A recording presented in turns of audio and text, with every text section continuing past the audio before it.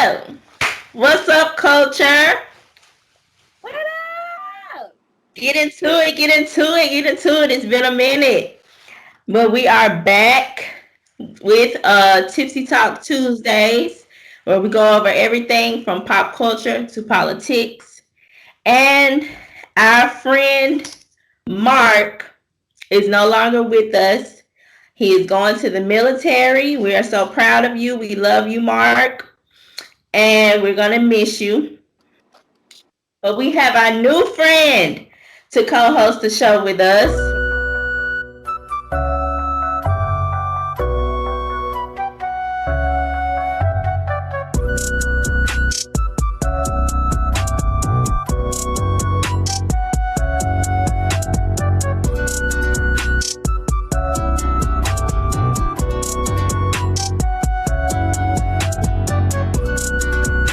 All right, but yeah, the build up is gone, but I'm gonna build it back up. What's up, guys? It's your boy Rashad coming live from the 510. I'm in the Bay Area right now, living in California. I'm here with these two beautiful queens, excited to talk about some shit with y'all. Let's get in Oh it. my goodness. Well, I know we're gonna have a good time and I know it's a new energy.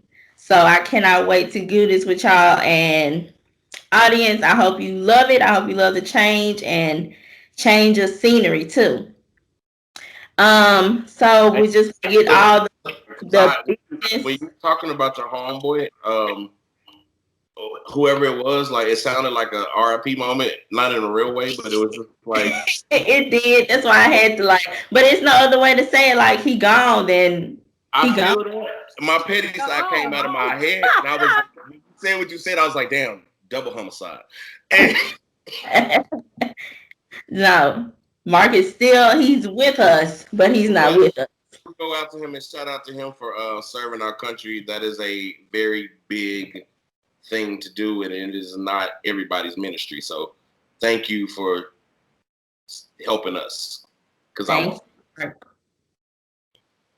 Okay, so we're gonna get the bills paid right quick. So like, comment, subscribe, all that good stuff. Join our Patreon at Up Culture and follow us on Instagram at everything underscore up culture. So we're gonna get into the first topic, which is the what do you mean? What do you mean? Oh, what do you mean? Said you're running out of time. What do you mean? Segment where we talk about art or music or lyrics or any form of art and we talk about the meaning of that. So I sent you guys the pictures. Did you get the pictures I sent? I got no picture. You didn't get the picture I sent with the Oh yeah. I didn't know what that was for. I'm looking right now, and this is when I thought about it, I was like, damn, this shit's sad. I looked at it and I was like, just fucked up. So we just go around and we discuss what we think it means. Audience, you tell us what you think it means. And I'm gonna start with Rashad. And you gotta tell me what you think it means. So I mean, at a direct point of view, it's like, damn, there's a person holding food up in front of these people who seem to be like hungry or whatever, and he's posting it for clout. That's what I kind of see. Like you're not really doing anything, but on a real level, it's kind of like, damn, we be posting, but really be absent minded from like what the rest of the world is going through and what's happening. And it's Mhm. really sad. Like these people are hungry, and this dude is just like, food, me giving to the homeless. But psych, y'all not really getting this. Right. Celeste, what you think?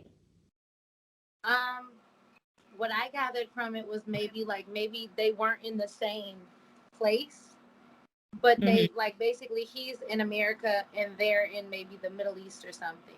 And we take things for granted because things are so lucrative. They're so easy to access, money, jobs, food, things like that. We don't take into account how there are people that can't go to the local grocery store because it's been bombed, or it may not be as safe, or they simply don't have the funds to be able to buy a meal. um And that's how I kind of read it. It's just like, everything is so frivolous and free and fun for us. We film everything, we take selfies, and we don't realize like how good we do have it, Yeah. and how accessible resources, just down to food, the necessity, how fortunate we are. Right.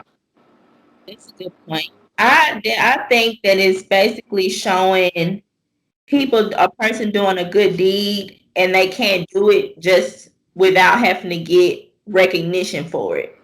Okay, So yeah, For I sure. see that for sure.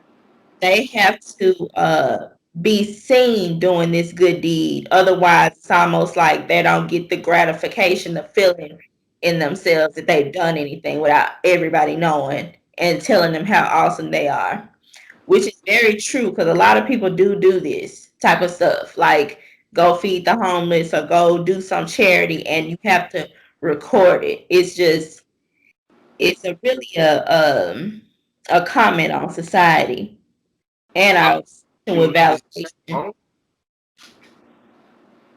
What'd you say? Do you guys feel that that's wrong?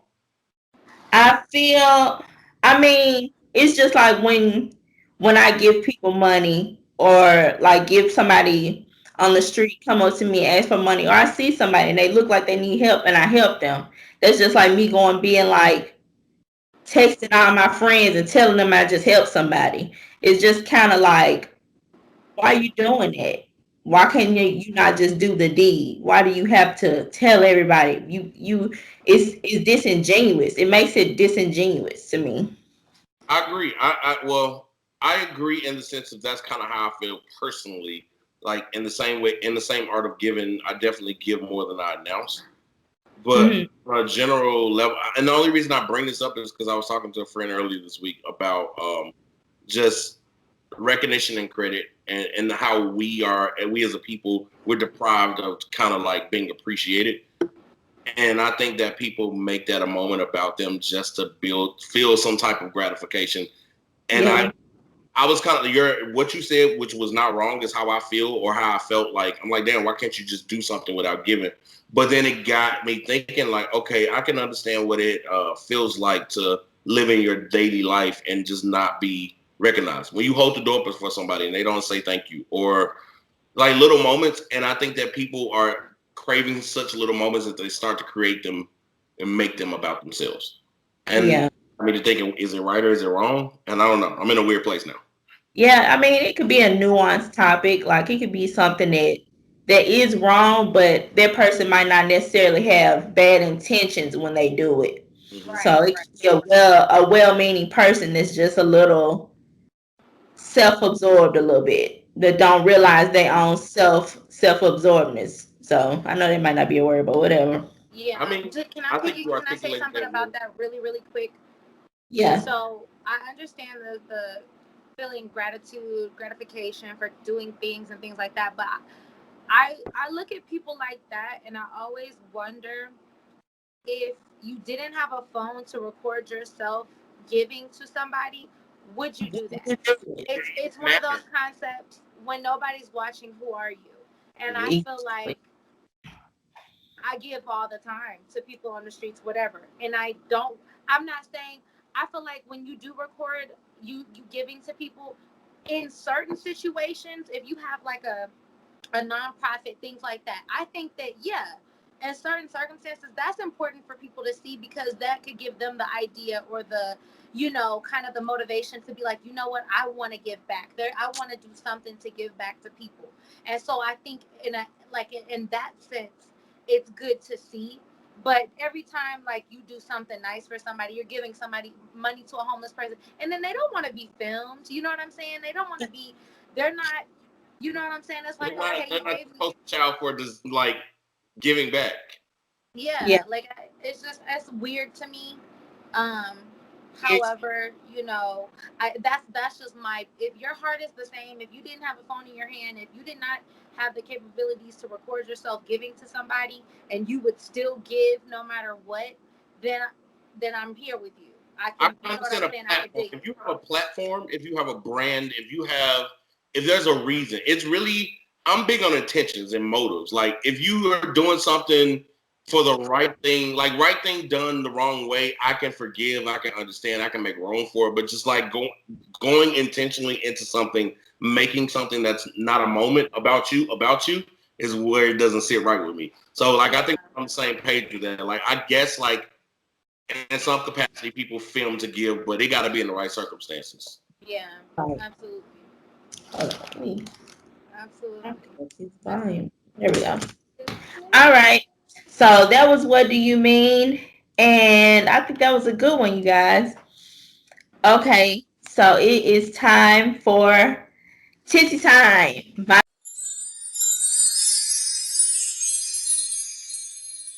favorite part. Tipsy Time, Tipsy Time, Tipsy Time, Tipsy Time, Tipsy Time, Tipsy Time, Tipsy Time.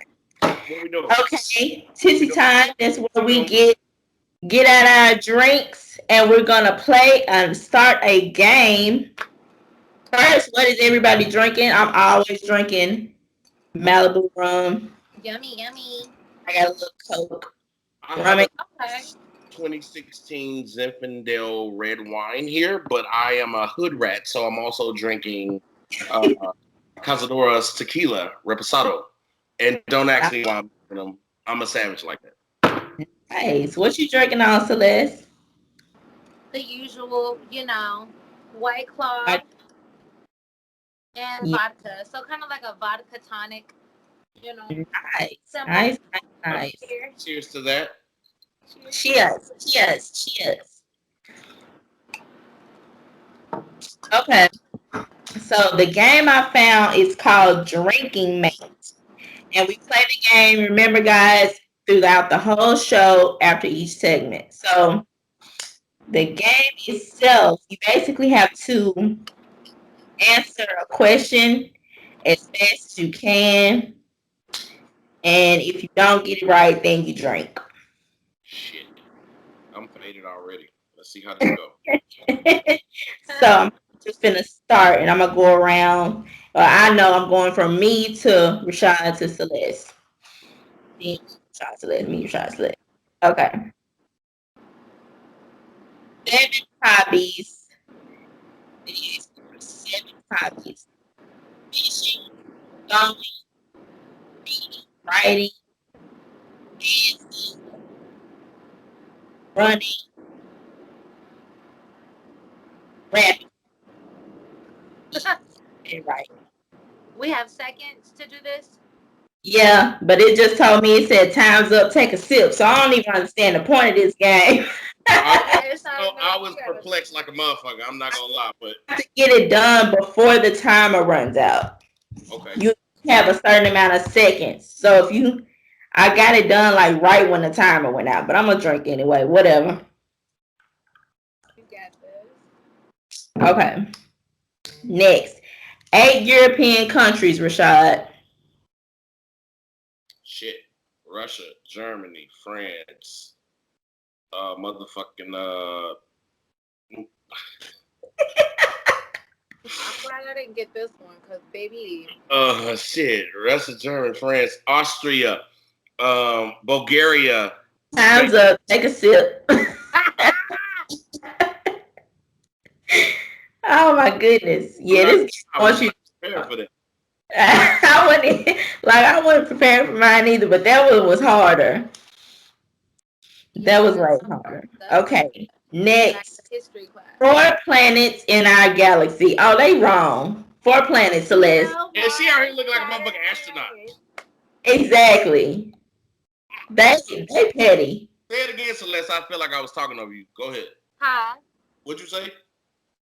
What? Did you start the timer? I said them already. Pluto, Yes. Uranus, Mars, Saturn. Pluto isn't a planet, baby girl. Oh, right. So time's up. Take a Can I say in astrology, Pluto is still a planet? In astrology. Yes, which I'm is not saying that still it doesn't based have off an of astrological planets and stars. It's not a planet anymore. They did deem it not a planet anymore. Think on your toes. It is time for Up on Culture.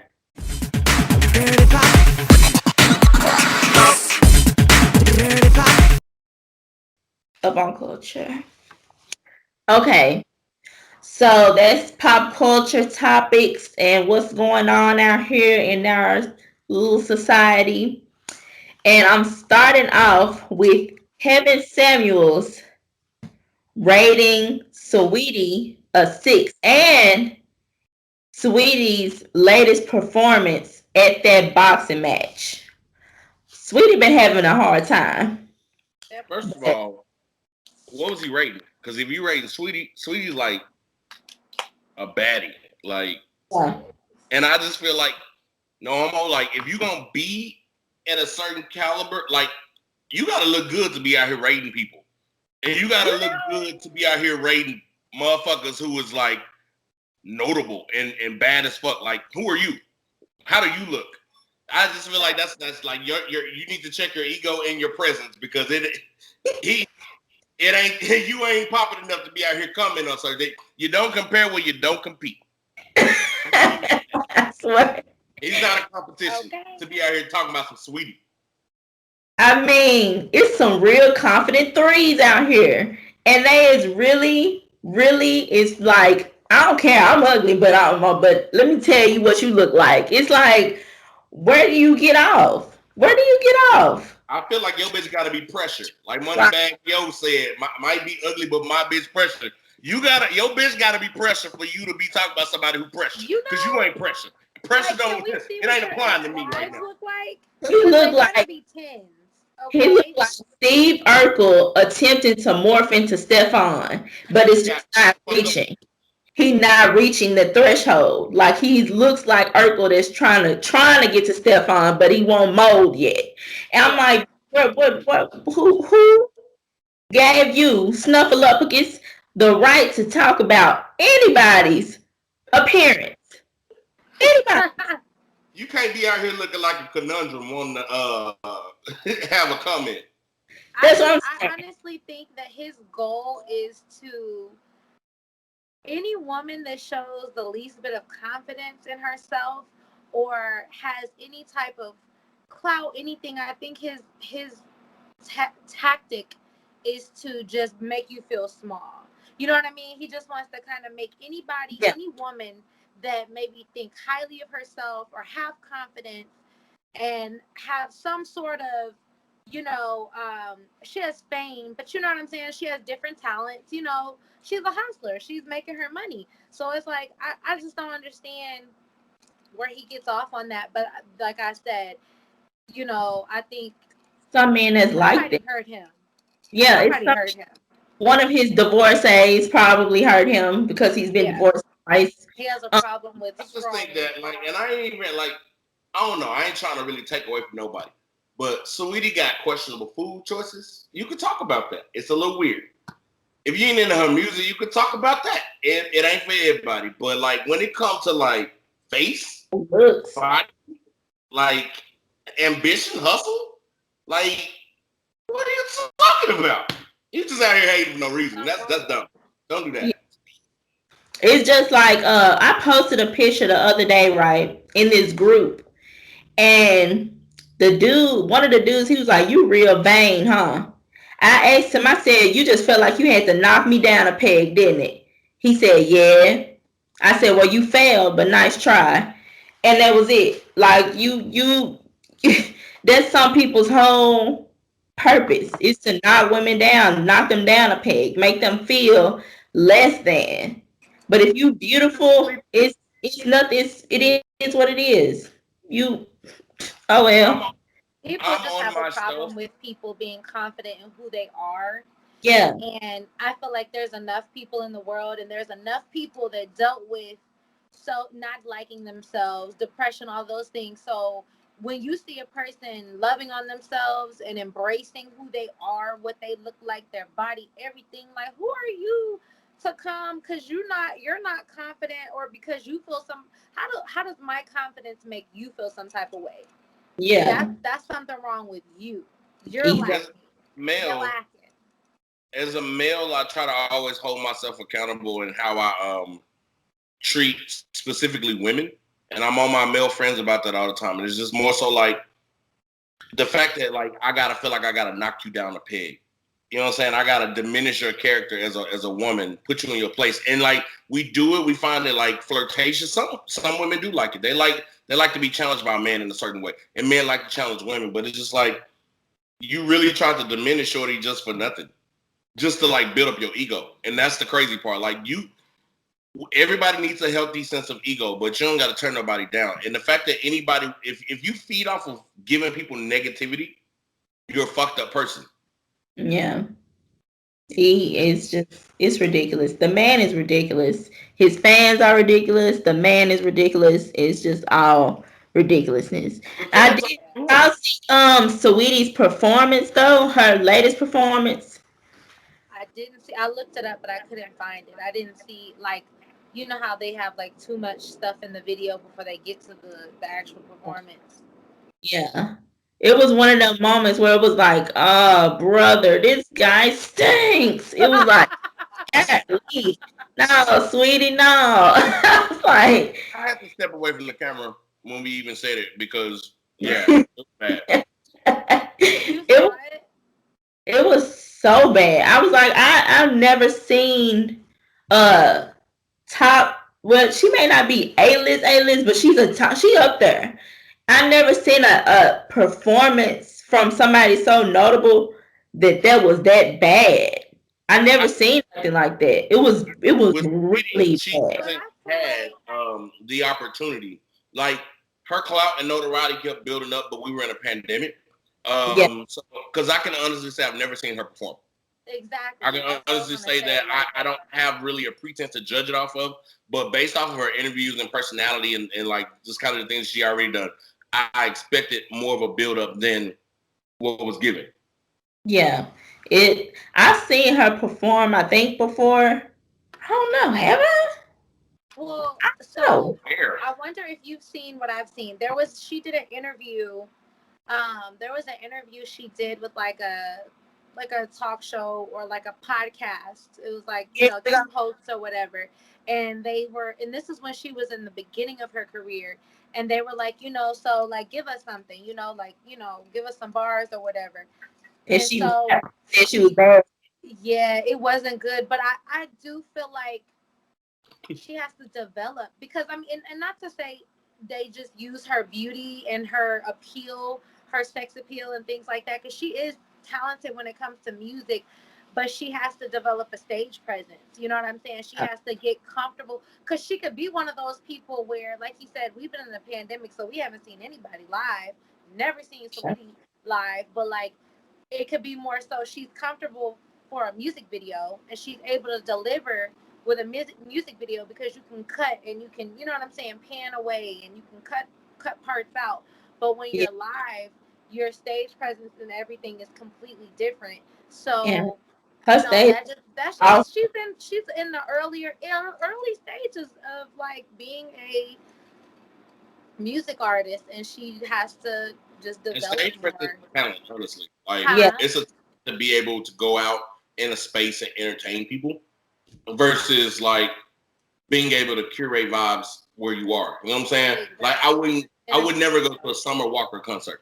I think her voice is beautiful. I think her vibe or energy is good, but if I was paying money to be entertained, she would not be entertaining to me. Yeah.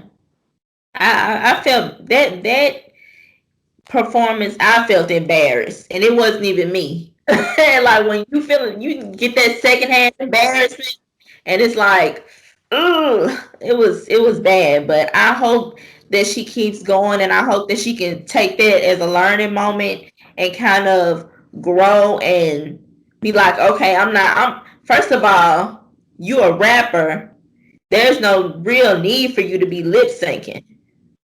You're not even singing. So there's no reason for you to be lip syncing. She could do, if she had somebody do what they did, what Outkast had to do. Like Outkast used to run on the run and rap at the same time. That's what Beyonce's dad had her do. Yeah, they had to run and rap at the same time and get their flow right, because don't nobody want to pay to see you. Don't nobody want to pay to see nobody lip syncing. No way. Yeah. But I see you out of breath, lip syncing. How you out of breath and lip syncing? You didn't say words. That's crazy. Yeah. And she was just, I'm done with it though. I'm gonna move I on. will say, I mean, and this I is coming gotta from see it now. an artistry place. As an artist, this shit take time, and I think you know what I'm saying. It's different than just like focusing on writing your rhymes and being on beat and like the box that you have to be in before you make it to this place. I'll say the only way to go is up. She can only do better. Yeah. Exactly. And her 'Cause management team will be like, that wasn't a good call. We could have maybe, practiced more. We could have That's said, it, girl. you're not going to perform here. You're going to perform somewhere else 6 months down the line. And sometimes you could have haters in your management team and they like, she felt obligated to do it. And so she's like, I'm not ready, but let me do it. And they might be really sending her out. Like, you done seen her practice. You know what yeah, I'm saying? did Ultimately, you nobody say boo? practice for any Nobody contest, say boo. any No, song. Nobody filmed it. We couldn't figure out how it looked before we did it. right. It's just crazy. She can No. only But do better. she's definitely a beauty. Kevin Samuels, no, he wrong for that. But Yes, that he performance was not good. So I'm sorry. I hate it for you, sweetie, and hopefully you'll get better. Because if you get worse, I don't know what to tell you. Um, Jocelyn versus Wendy Williams. Did y'all see that? did. I watched it. Jocelyn Hernandez. I mean, it was another. I was uncomfortable, and again, I was not there. Had an embarrassing and cringy moment, like, Yeah, and it didn't have to happen. I was uncomfortable, and I was not there. So I can only imagine Wendy,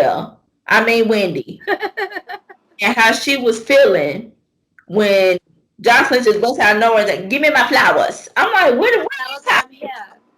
One day, you, the pop culture, Give me my you don't flowers." give me my flowers. Give me my flowers. She said, here's your flowers. Somebody gotta I'm, give Here, you her some want flowers. flowers?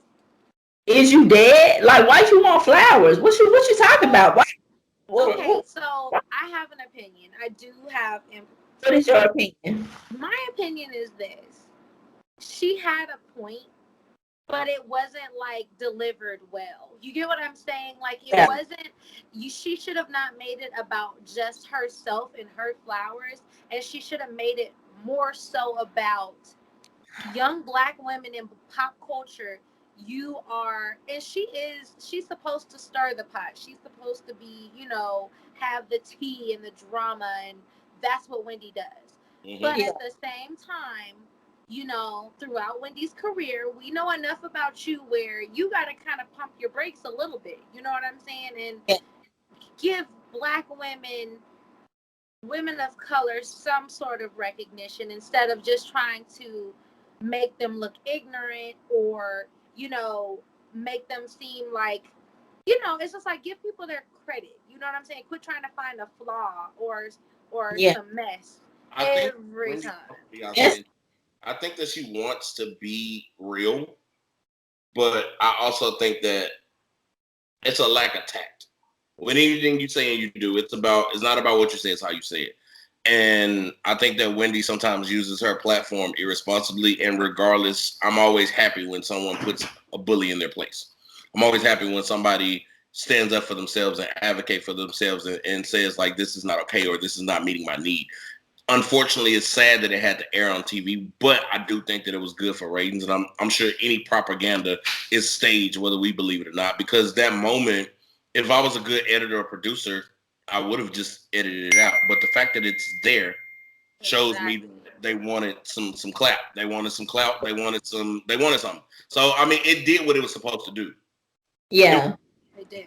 I feel like at this point, after a smooth 20-30 years, if you go on Wendell's show and you don't like know what's up, you don't know what's up with her, like You are I don't silly. know what you're doing. You know what I'm saying? You know this is how you doing. You know Yeah. what Wendell is all about, and you know like if you got a if she is nice enough to bring you out and just talk about regular stuff, which was what she was doing with Jocelyn.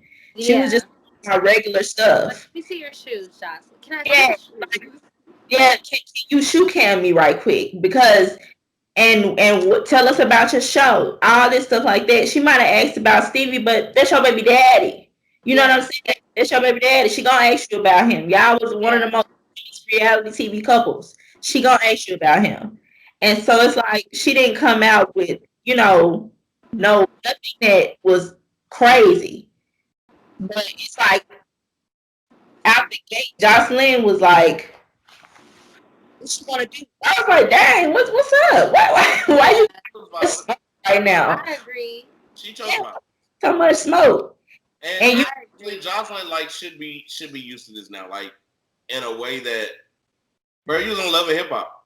Your baby daddy CBJ, like but you get on TV and fight and say things and do like this is the life you live. So it's like now I feel like she's at a point where she wants her respect, but she hasn't earned it. exactly. But Yeah, she's been like that. and She's that's the always thing. She wants been wanting recognition. more than who she was.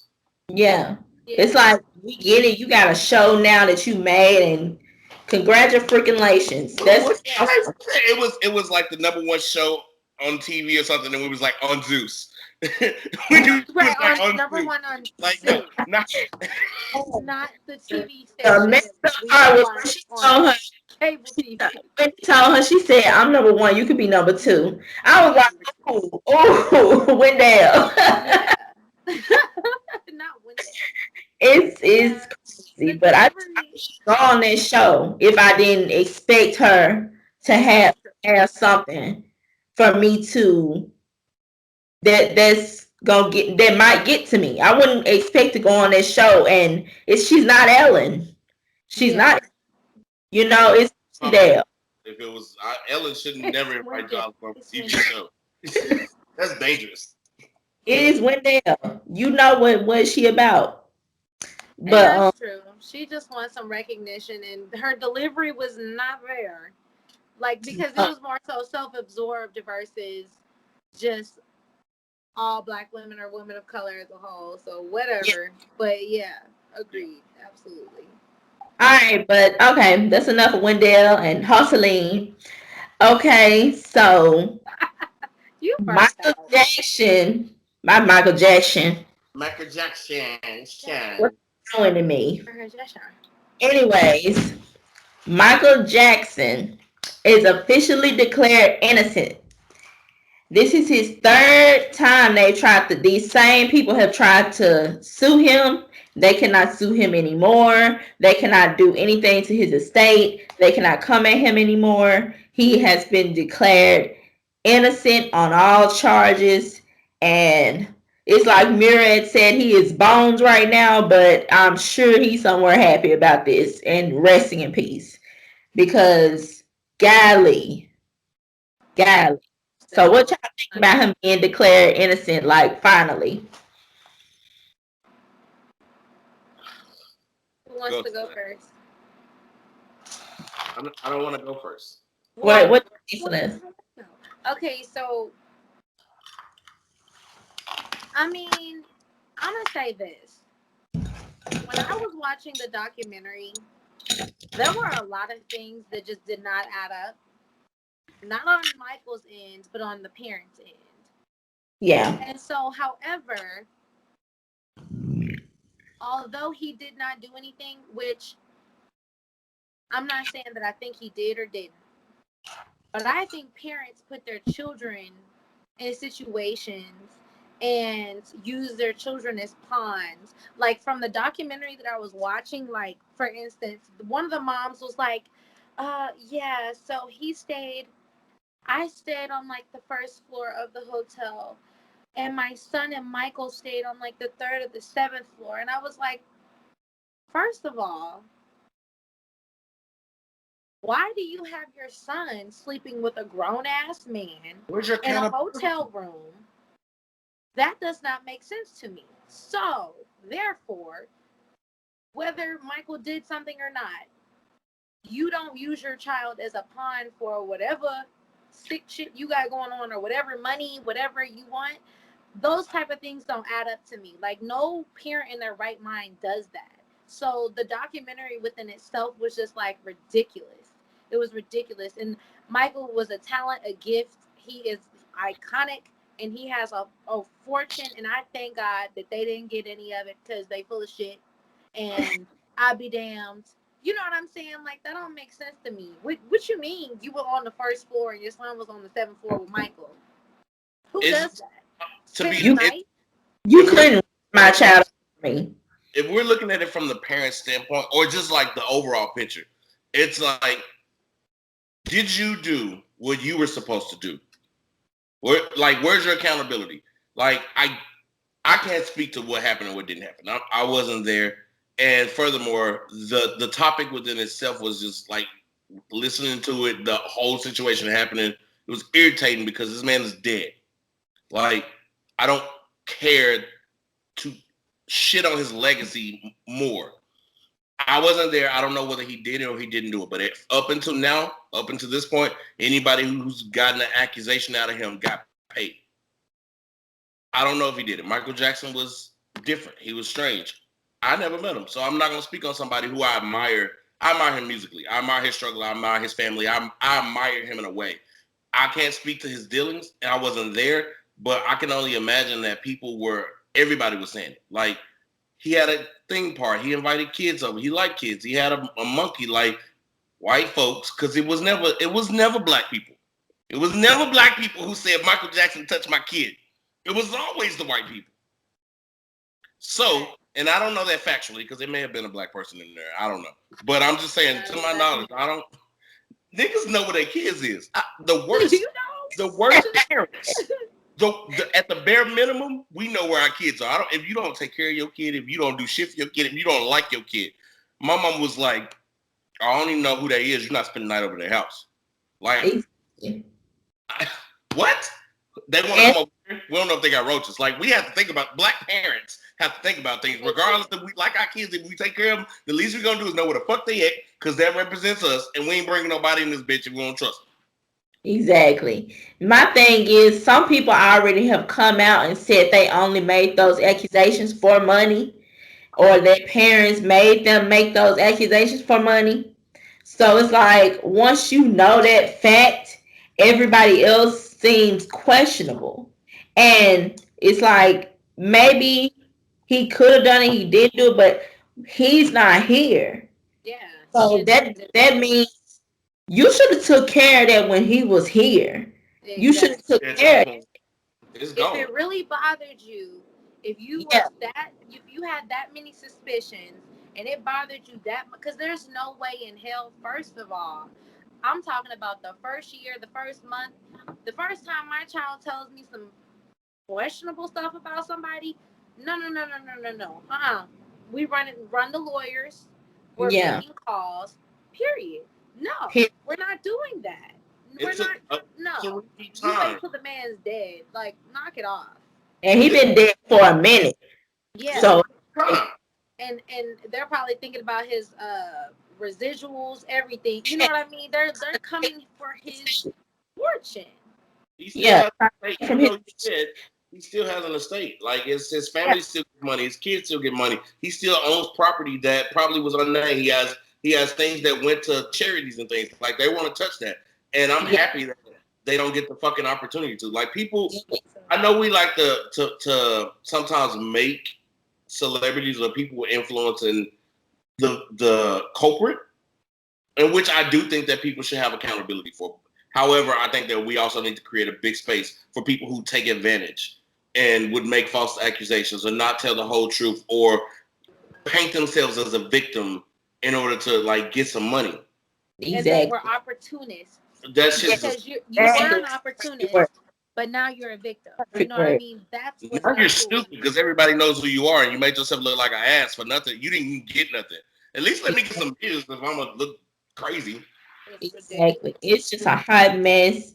And the whole thing about people wanting from his estate is like, you don't want justice at this point. It's not like you want to see this man in jail because he's gone. You want money. That's all you want. Exactly. You want money. That's all you can get because he's passed away. It's not like, oh, I never want him to do this to anybody else ever again. It's literally you want cash. And you're not getting it. and you'll never get it because at this point they can never sue him again about this crap. God. So he's officially been declared innocent and it's done. And I'm so happy for that because Me too. it's sick. It's just as sick to do something to accuse somebody of something as it is to do something like that. Yeah, and And he has I don't children. So understand that think is about how they probably been feeling, you know?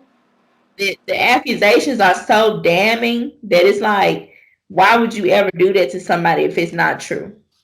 But okay, I don't know if it's true or not, but I hope it's not. And regardless of, I like not even talking about the subject itself. I just think that people shouldn't be sued after they're dead. yeah, He's not around to like if a person's not around to defend himself, that's like, what's the point? right. And you Yeah, want, depending but on you the also on the other situation. hand want somebody to just give you money. Like that's crazy to me. That's all they want is money. But okay, enough about that. All right, so have you guys seen Justin Bieber's dreadlocks? Justin dreaded his locks out here. I don't know if he put mud in his head or what happened or how he formed them joints, but he did Justin Bieber looks like a homeless white woman. it. Oh my God. When I googled it, I was like, and I already hate white people having dreads anyway. Like I think about dreading my hair sometimes, and I'm like, it's gonna look like white people dreads. I would never do that because that's dumb. But white Yeah. people, it already looks just dirty. It looks like it looks unnatural, and it looks like it shouldn't happen. They look like cave people when they do it because they have to use mud and dirt And and It's not everything locked. It's beeswax and matted. stuff. to make It's them. matted hair. It's not locked hair. It's matted. They have to do they have to do more to get their dreads. They have to actually make their hair a certain amount of dirty to get those locks. So it literally looks dirty because it is dirty. You know what I'm saying? It's just and I me I personally never have a problem with like I don't have a problem with white people wearing braids. I don't have a problem with them wearing like I feel like locks is something kind of sacred to some people. So it is, like what you doing, bruh? But at the same time, it's not me. It's not for me to be upset about or offended about. It's for the people who find it sacred to make that judgment. Mm-hmm. So Yeah. I think your hair is your crown. I think that I can understand even whether it's braids or dreads or anything. I can understand people wanting to kind of protect a piece of home, and I'm like that in my own individual aspects of my blackness. But this ain't my fight. This ain't my ministry, and this is one of the things that I don't care about because it's much bigger battles to fight for me than whether a person has dreads or braids or cornrows. Like, I mean, that's just an unnecessary concept. I mean, but we honestly, when we're socialized as black people, we should be socialized by now to everybody loving our culture, but not, they love the blackness, but not the black. You know what I'm saying? they So don't. They don't it want don't to have even the impress beef. me to know that somebody's trying to propagate something that's meant for me. It's not a fight. people want to be black, but they don't want to be black. You know what I'm saying? They want to When say it's niggas, but time they to don't be know black, they niggas. don't be black. Yeah, I like Justin Bieber's music, but it's that I was just like he just looks silly. But if he want to look silly, he can look silly. He looked silly with that shit on his The head. only The same way the about only Chris other Brown thing and I can blonde hair. think is he's has a movie role because there have been times where musicians or actors do something bizarre with their hair and it's for like a role. So I'm gonna give him the benefit of the doubt, but you know what I'm saying? Like, I know that a lot of white people, Caucasian people, are embracing black culture, and I see the like middle-aged white women with like the pink and purple streak in their hair like all the time. Oh, they date niggas for sure. The, the motherfuckers with the Their swoop. stepchildren are black. Their They their, have their children are grandchildren. black as hell, and they like when they black husbands be acting up, they definitely say this nigga. I know. This nigga. This nigga. I know. This nigga. No. Why not actually like they fry chicken. I don't think it was for a role because he came out and he, they always got to make a statement. He came out and made a statement and he got all biblical and weird and it was so weird. You gotta look that up. I might, I didn't see that. I wish you would have shared that with me because that would have just changed my whole opinion. Yeah, he was a child star, so let's just give him his credit. Because he could be a lot worse. He's doing a lot worse. Yeah, it could be a lot worse. Because being a child in this industry ain't look horrible. It's not. Yeah. Look horrible. It looks like they literally put dirt in his hair. So let's just, let's hope somebody reaches out and says, you know what? Let me show you a different. I respect me. Let me show you a different. I used to hate. I hated him when he was a kid. His music was annoying to me, but when he grew up and he hit that that journals.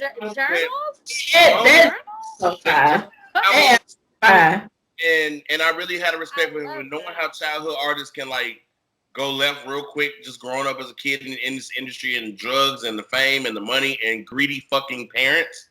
He married him a little baddie. He still hang with the blacks, and he make a little R&B. And honestly, one of the best. Nah, let me rephrase that. He's the only thing he's one of the only people that I think is paying homage to R&B the way that I remember R&B. Like he has a very soulful and real vibey type of presence. I think he's a great musician. Able to do that is impressive to me. Yeah, I love. I think he's a great musician. I'm gonna just leave that at that. You know what I'm saying? All that other stuff is child. Take that shit out your head though, bro. Yeah, you ain't gotta do that. You ain't gotta do that. That's all I'm gonna say. You ain't gotta do that. It's okay. That ain't what God told you to do. That hairstyle ain't it. Yeah, the bowl cut homeless vibes. And this ain't it. This ain't it. But it's not giving what I think you wanted to give, Justin. That's what I'm saying. It's just not giving. It didn't give what it was supposed to give. Yeah, it's not giving what it's supposed to give. But speaking of giving, they are still giving Caitlyn Jenner a platform to speak. Anyways, she says that trans girls shouldn't play sports with cis girls. Like, if you were formerly a boy, you should not play sports with girls. Women that were born women. Yeah. I agree. Caitlyn, but I will say I agree with that. I agree. If Caitlyn says it, and Caitlyn was a former athlete, Olympic gold medalist, because she already with a transgender, because I had this conversation with friends in a group. Rashad knows what I'm talking about. I had this exact same conversation. We talked about not only sports, but we talked about like sharing the same bathrooms. So if you have a transgendered woman telling you that they should not play sports with cis women born as women, and she has the expertise. She was an Olympic gold medalist. There's no other opinion I think that we need to listen to at this point. Exactly. As an athlete, she's credible. Whether she's right or wrong in the state of gender policing, I can't speak to, but I do think that as an athlete, it says a lot for her to back this specific topic, because genetics play a huge part in our identity, whether we want to believe it or not. And I think that, relieving yourself of certain genetic components is cool, but don't forget, like, I don't think it should be a competition. Like, if you were born, a male or female, like, I do think that it's unfair if you have certain advantages, because your genetics will play a part regardless of how you transform yourself. Exactly. Yeah, and I hope I said that with respect, because I don't mean it disrespectfully at all. Yeah, it was respectfully said, I believe. Because I agree.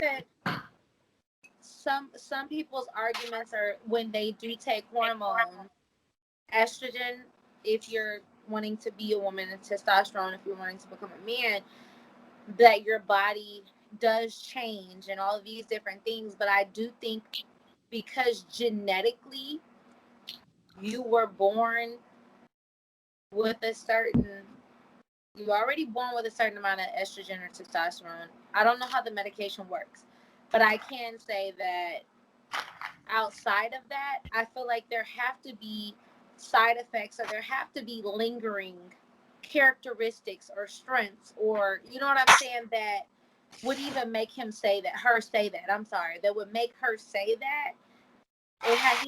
She has to be coming. I'm sorry, she has to be coming from a place of, this is what I know. I'm telling you because I can I only am a think that woman. if I decided to be transgender and I'm a male and I play football, there, even if we're not talking about genetics, there's a skill set that has been kind of developed in me. How hard, like, I don't think how hard you could take a punch as a male or female or as a person would change if you decided to switch genders. You know what I'm saying? Or how hard the capacity you have to throw a ball or to be hit. Like, I think that when you've reached a certain peak of pushing yourself and you decide to make some altering changes to your body, regardless, like, there's still like that muscle memory there or that level of skill as an athlete. Like, you don't stop singing just because you start smoking. Like, just Yeah. like, it's like you still have an ability regardless of the changes. Whether it's good or bad, I can't speak to, but I think that if you have a skill set, it's still there. And I just don't think that if you spend half your life like competing against men, that you would all of a sudden lose your edge up. I would think you would gain it more because you were pushed harder. Not to say women don't push hard, but I'm just saying, like, physically, you've been training with men your whole life, and you decide to be a woman, and then you go compete with women, but you're still gonna be stronger than them. Yeah. This is my thing. I feel like they need to, instead of trying to fit in places, they need to create their own spaces. It's just like black people. Black people were not allowed in certain schools, certain clubs, certain groups, certain fraternities. So we made our own spaces. So they could take that same route, just like with the bathroom. Turmoil done. Transgender bathroom. We're done. We're done with that. I mean, I So, see some problematic sides of having a transgender bathroom. but I feel like if you go into the trans restroom, everybody in there ain't. We seen it all. You know It's what not I'm who's saying? in there, who's out there. You You know what I'm said, saying? Say that Like, again. just like being, there are people who hate trans people.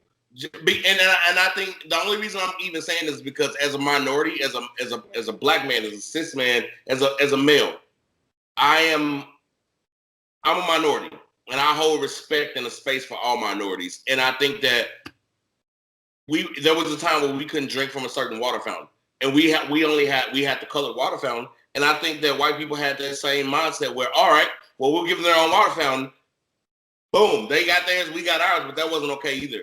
I don't think that separating someone is necessarily the answer. And honestly, they'd probably be like outing themselves as transgender, and people will attack them. I don't really know. I don't know where I'm really coming from, but I just don't think that the picture that we have now is accurate, and I don't think that divisiveness would equally help. I don't know what the solution is. this is why I back up what I said, because of the fact that, first of all, when they go to the restrooms, to the other restrooms, you have people that feel unsafe. You have people that feel uncomfortable going to either bathroom in their state of being.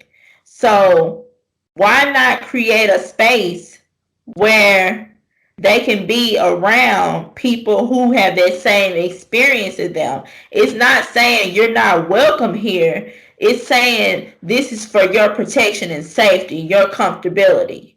Yeah. So I don't see it as, oh, we just, it's not like because when they did segregate black people, they gave black people the worst of everything.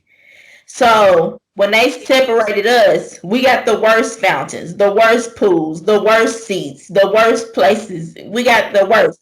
This would be the same level of quality, but you're in a place where you should be the most safe because everybody that's around you is like you. And it's probably 9 times out of 10 not gonna be a bunch of trans people in one bathroom. Unless you at like a gay club or something like that. But at a regular restaurant, it's not gonna be like the bathroom gonna be packed with trans people.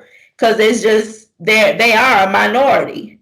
So it's like this just sounds to me like the safest route to go. That's why I say what I said. Yeah. No, I get your I point. completely Like I agree. said, I really don't even have a real solution or point to argue. It's more so me just trying to find some empathy for a space that I don't identify in, but having respect for it. Like I can't speak to or from it, but I mean, I think that these are conversations that need to be had, and And that we that's should that's come the thing. better Not Yeah. to solution. interrupt you, but these are things we need to talk about and stop tiptoeing around and figure out a common ground. Like Yeah. what would they want? What would make them feel safe? And then we can talk about How we feel about like how we share a breast. yeah. Like I think there's a space. Like there's nothing wrong with being uncomfortable with someone who's trans and not necessarily wanting to be in a private space with them. I And I I think love it's a trans little bit unaccepting, but at the same time, all that's a of them. person's right. And honestly, trans people is still a concept that most people still have to wrap their head around. Like growing up, being gay wasn't even a space, let alone like now, like being gay is like completely fine, but being trans is like a whole nother development. It's And the gay next hurdle. bash trans Yeah. people. So with that being said, I don't know. It's the next hurdle. But I think that honestly I truthfully and from the most empathetic and knowledgeable place that I can come from, I do feel like their own restroom would be a simple, feasible, quick solution because you're not going to change everybody and make everybody accept them. It's just not going to happen. You're not Yeah, going to make everybody stop being uncomfortable around them. You're not going to make everybody stop threatening them. And you're not going to make everybody behave. So the best thing would be for them to have their own creative space. Nobody's mad at AKAs or historically black college for having its own space. You know what I'm saying? This is their own. This will be their own space where they can be safe to do what they need to do without any kind of worries or discrimination. yeah, It's a simple yeah. solution. Because it's not one of those situations where like when there was segregation, it was black people and white people. These are people of all races. So Exactly. it's not like it's like, well, we don't like you because you know what I'm saying. No, yes, what they identify as Like that. is its own. But as a whole, these are people of all ethnicities, nationalities. So it's like you're not being castigated. It's more so, like you said, it's like the world, like, and I feel like there's another thing. It's like there are people that act like they're receptive, or there are people that act, oh, I like transgenders, like guys, I'm cool with it, da, da, da. But that'll be the same dude at the club trying to fondle on a transgendered woman or a man. And then you know what I'm saying. There's so many situations that could occur, but at the end of the day, I just feel like it just needs to be something everybody needs to quit tiptoeing around and not discussing and really come to like, let's figure this out. Because Yeah. this is the reality. He, she pronouns, he, she, them, they, that is becoming, that is the thing. That is a way that people identify. Living And in California, so sure. Like transgendered is as well. living in And California, like pronouns was something I never like. I always thought that pronouns were like just assigned by gender. Like if I recognize, like I see you're a girl, I'm gonna call you she. I'm a he. Like I thought that was normal until I got it out here and in the Bay, and like when you start a staff meeting and meet people for the first time, like, oh, my pronoun is. I'm like, damn, the fuck is that? But I've grown great respect because I've been educated. You know what I'm saying? Coming from Memphis, like this isn't something that we are even taught. But like Right. people are out here. And I was gonna say to your point about all of it, I think I agree with both of y'all. But I think that it can't be compared to race. Yeah. The only reason I'm comparing it is because it's the easiest comparison. I think that, but I think that's normal for people, my other minorities, to kind of compare my struggle to the struggle.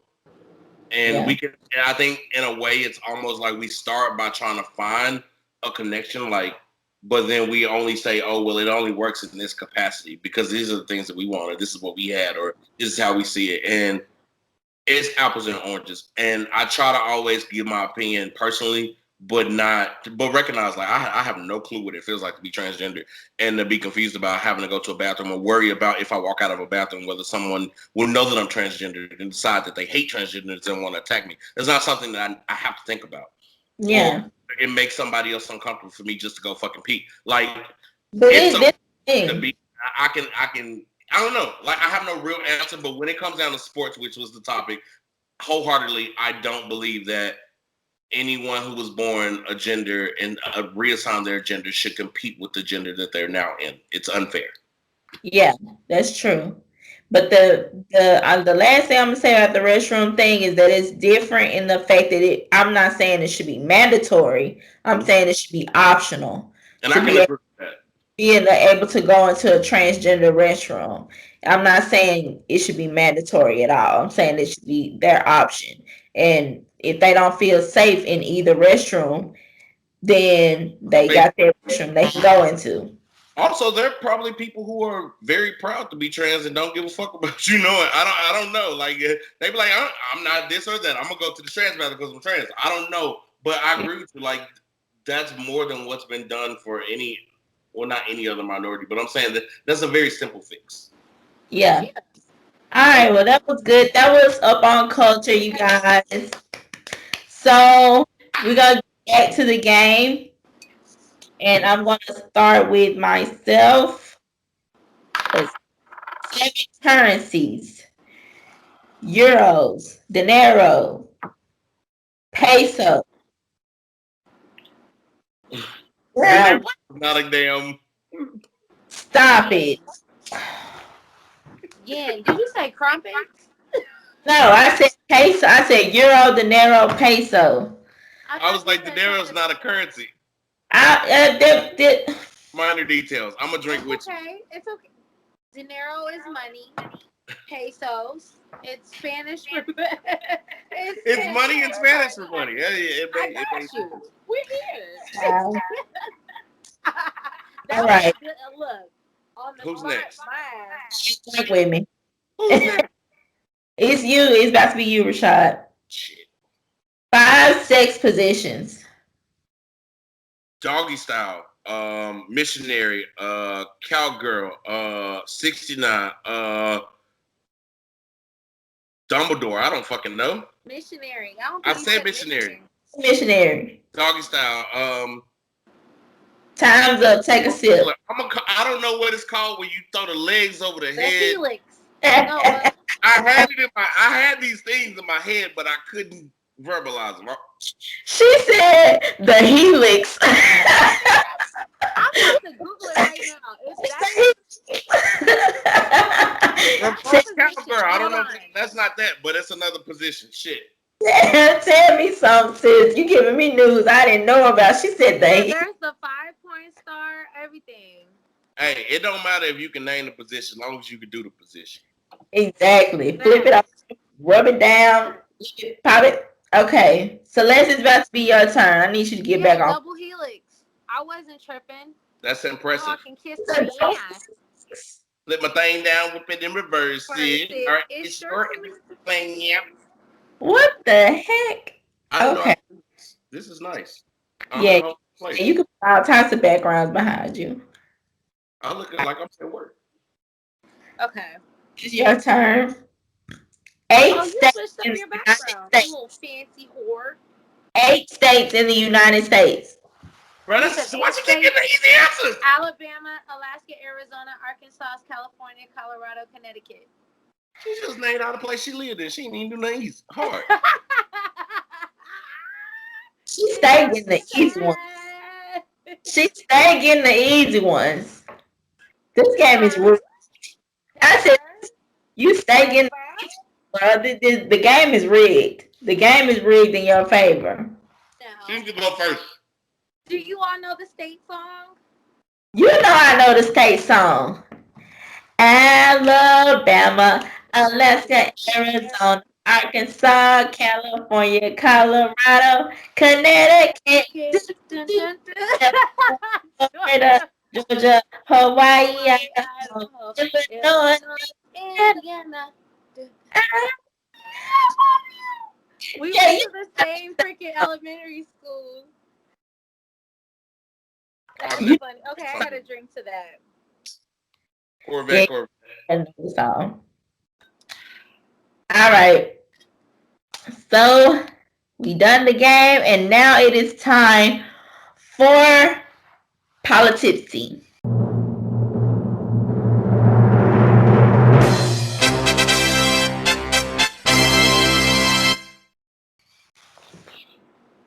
Hey, yo, this is gonna be my least favorite segment.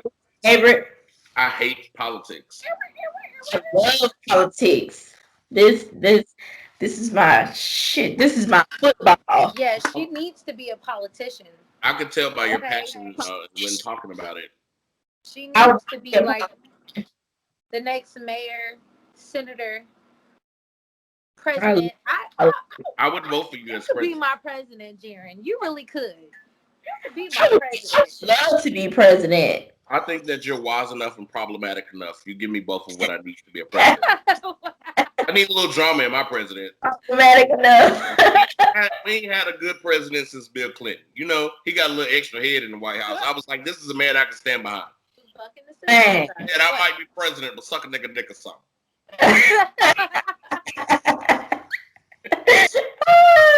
Suck a nigga dick or something. Okay. So we just got off of Caitlyn Jenner, but we back on to Caitlyn Jenner. Caitlyn Jenner is running for governor of California, I believe. She wants to run for governor. As a person who lives in California, no. With her being a trans. What you said as a person that lives in California? What'd you say? No. Oh. I just don't. I don't think that she does not deserve that opportunity. Like her resume does not give me. Let me be a politician. Let me be a governor. But do any of the politicians really? Fair, but I'm just saying, like some people or is it money? Study law and study politics or study literature or work their way up to in politics or know about demands and treaties and signing bills and pitching things like you. It's just it's the language and the life, the shucking job. She was a he for half a life, and she does sports and she is affiliated with Kardashians. But I'm just saying, where's the work? Like nothing about her platform shows me that she's qualified for this. She is also a Republican. Like, so I'm not sure if she would be running for Democrat or Republican, but I mean, she's in California, a very blue state. So I'm just trying to see like what her. I don't know if this is just for media attention or if she's genuine in wanting to pursue this. But it's kind of like the same with Kim. With Kim wanting to be a lawyer, it's like whatever, girl. I would just say Kim use her platform responsibly. Kim is serious about her shit though. Yeah, give her. That's my thing. But I feel like Kim earned that right to like, I advocate for somebody and knew what to put. Like You can't just come out, bitch. You was on a sex tape. I'm not gonna respect shit you saying, but Kim was like, I fuck it, I'm gonna study some law classes. Yeah. And I'm gonna do some work, and like I'm gonna meet the right people. Like it's the work behind the thing that you want to do. And Caitlyn ain't did shit. Yeah. When I say whatever, girl, I mean basically like I don't care. Like it's that's the same thing that Caitlyn is giving me. It's like I'm not like, oh, I know she gonna be the shit. Like I'm in my head. I'm like, okay, I guess. Okay. Okay. That's how I feel about it. It's just like, okay, sure. Whatever you say, girl. But enough about that. Do y'all know that Rudy Giuliani home was raided by the feds, and him and Trump, whose name I do not miss saying, him and Trump have been basically snitching on each other and making sure they don't go to jail because one of them is going to jail. So we don't know who yet, but one of them niggas going to jail because they found all types of incriminating evidence on Rudy Giuliani's computer of dirty dealings, which we knew that was corrupt. But on this topic, these are white people problems. These are rich people problems. These are white people problems. I hope that they both go to jail. I hope so too. Other than that, I really have nothing to give to the conversation. Yeah. Well, that's true. I think that Rudy Giuliani, when he's not sweating out his perm, or just saying some ridiculous shit and farting everywhere, and he really just made his career sink to like the deep depths of the ocean, fucking with Trump. Like, yeah, most people did. Yeah, most people who tried to because he has empty promises. Trump has a mouthpiece. Whether he's right or wrong, he has a mouthpiece.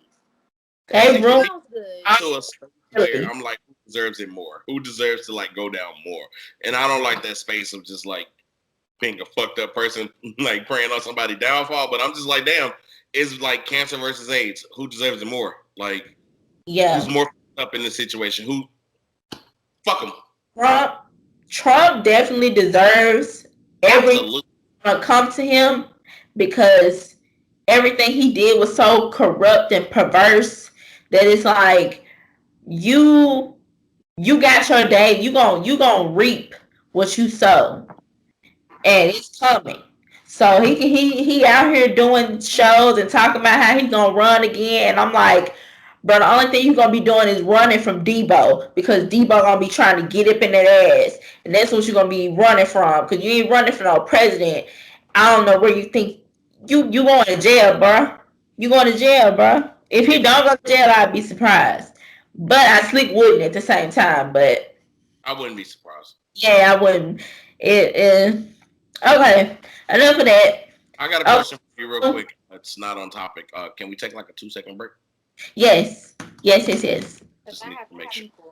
Yeah, I gotta pee. This works. I wasn't even. What was I saying? Okay, here we go. All right, let's live. Let's get a countdown real quick. All right, so we got just 3 more topics, then we'll be done with politipsy.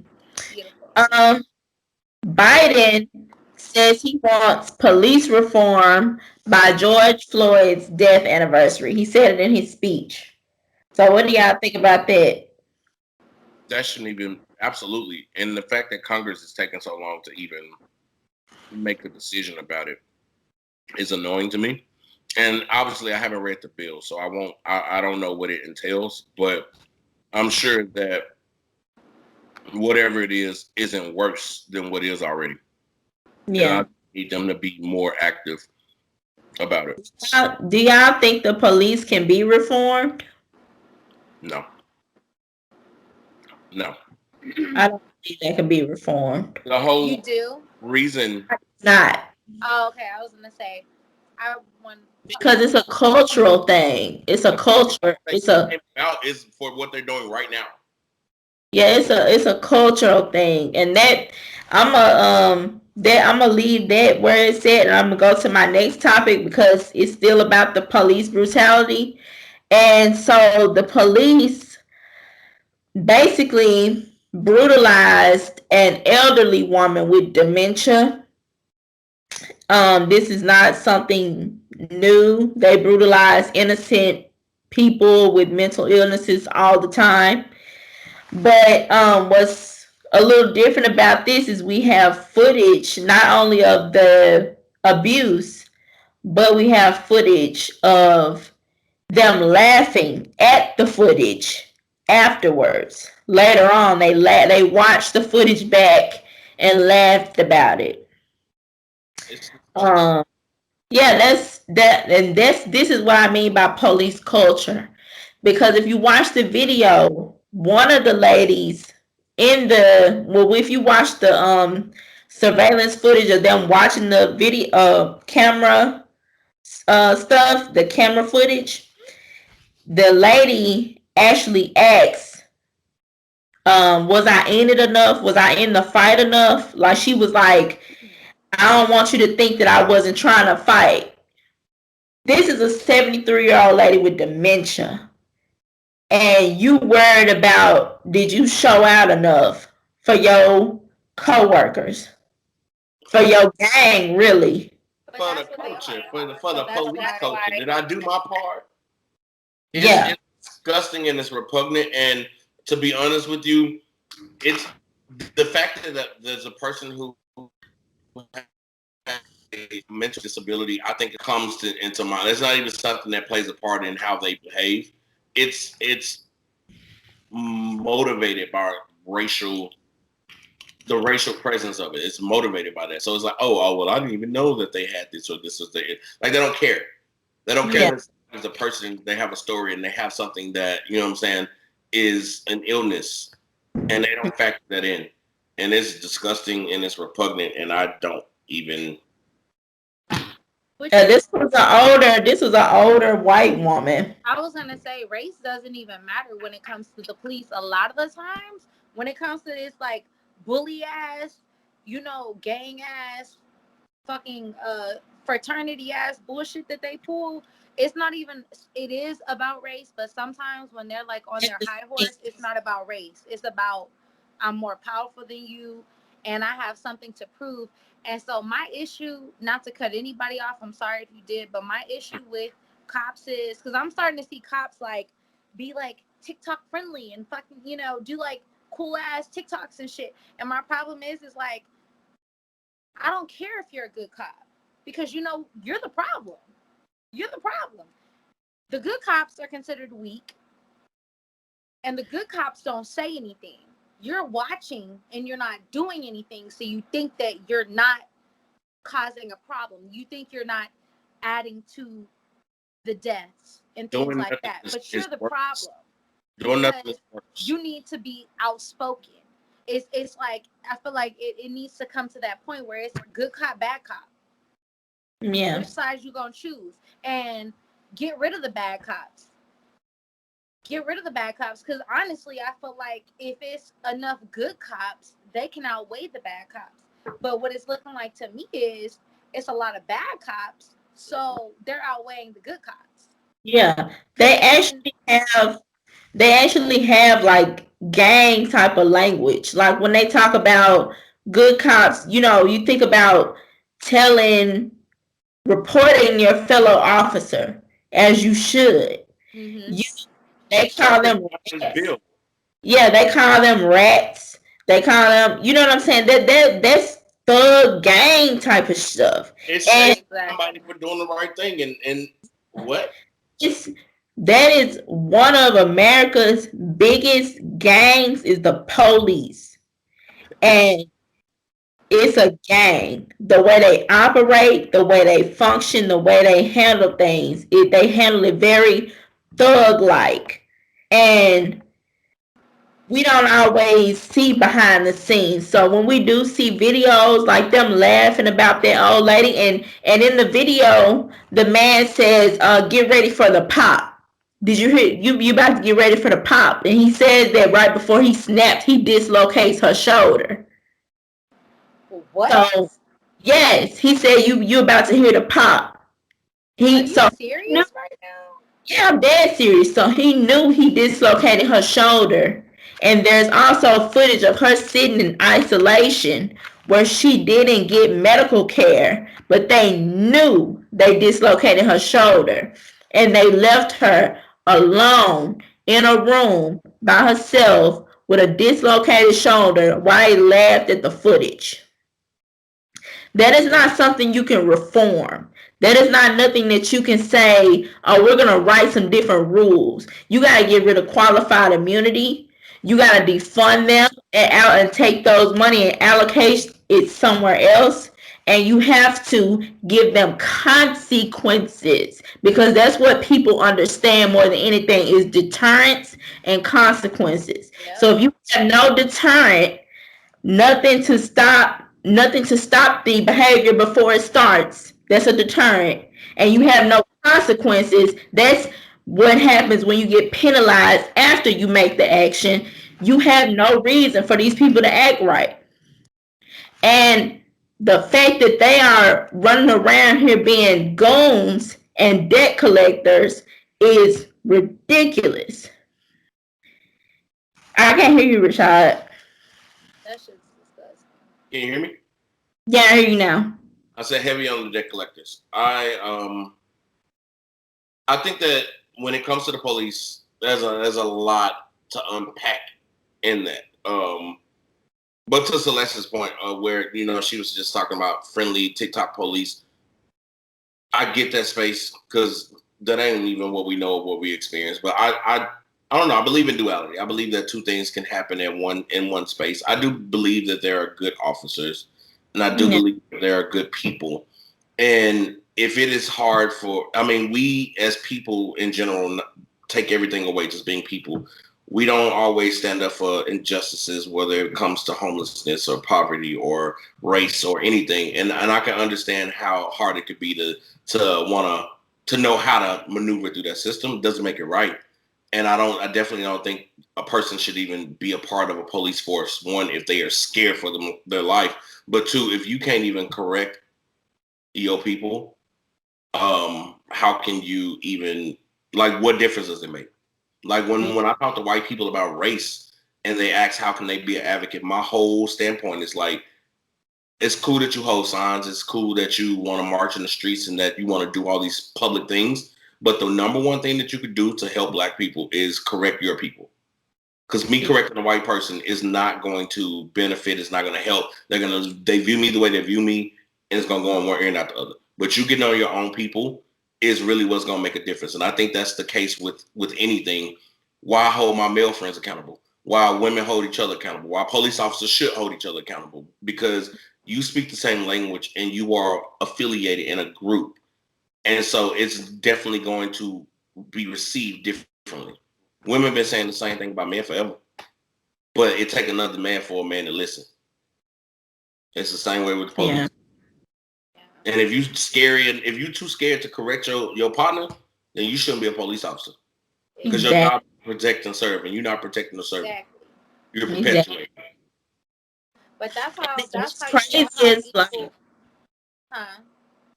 I'm sorry. I was just saying what's crazy is like they came out, I can't recall like exactly when or the date of this, but they came out and basically it was a court ruling saying that they do not have to protect us. And that was just one of the many things that made me see the police as almost useless, because I thought about it and I'm just like, y'all come after the crime, so y'all not crime prevention. Y'all commit crime, so you're adding to the crime in the communities. So what is your purpose? And if you're not there, you don't protect us, You're not doing a better job of protecting us than we could do for ourselves. I put it like that. So, what is your purpose? It's Where like our tax let Larry dollars, Hoover just run the police force because I would feel safer with fucking Larry Hoover than I would real life fucking police criminals.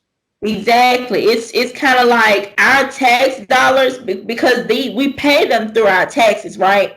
So that means black people are literally paying these people to kill us. Absolutely.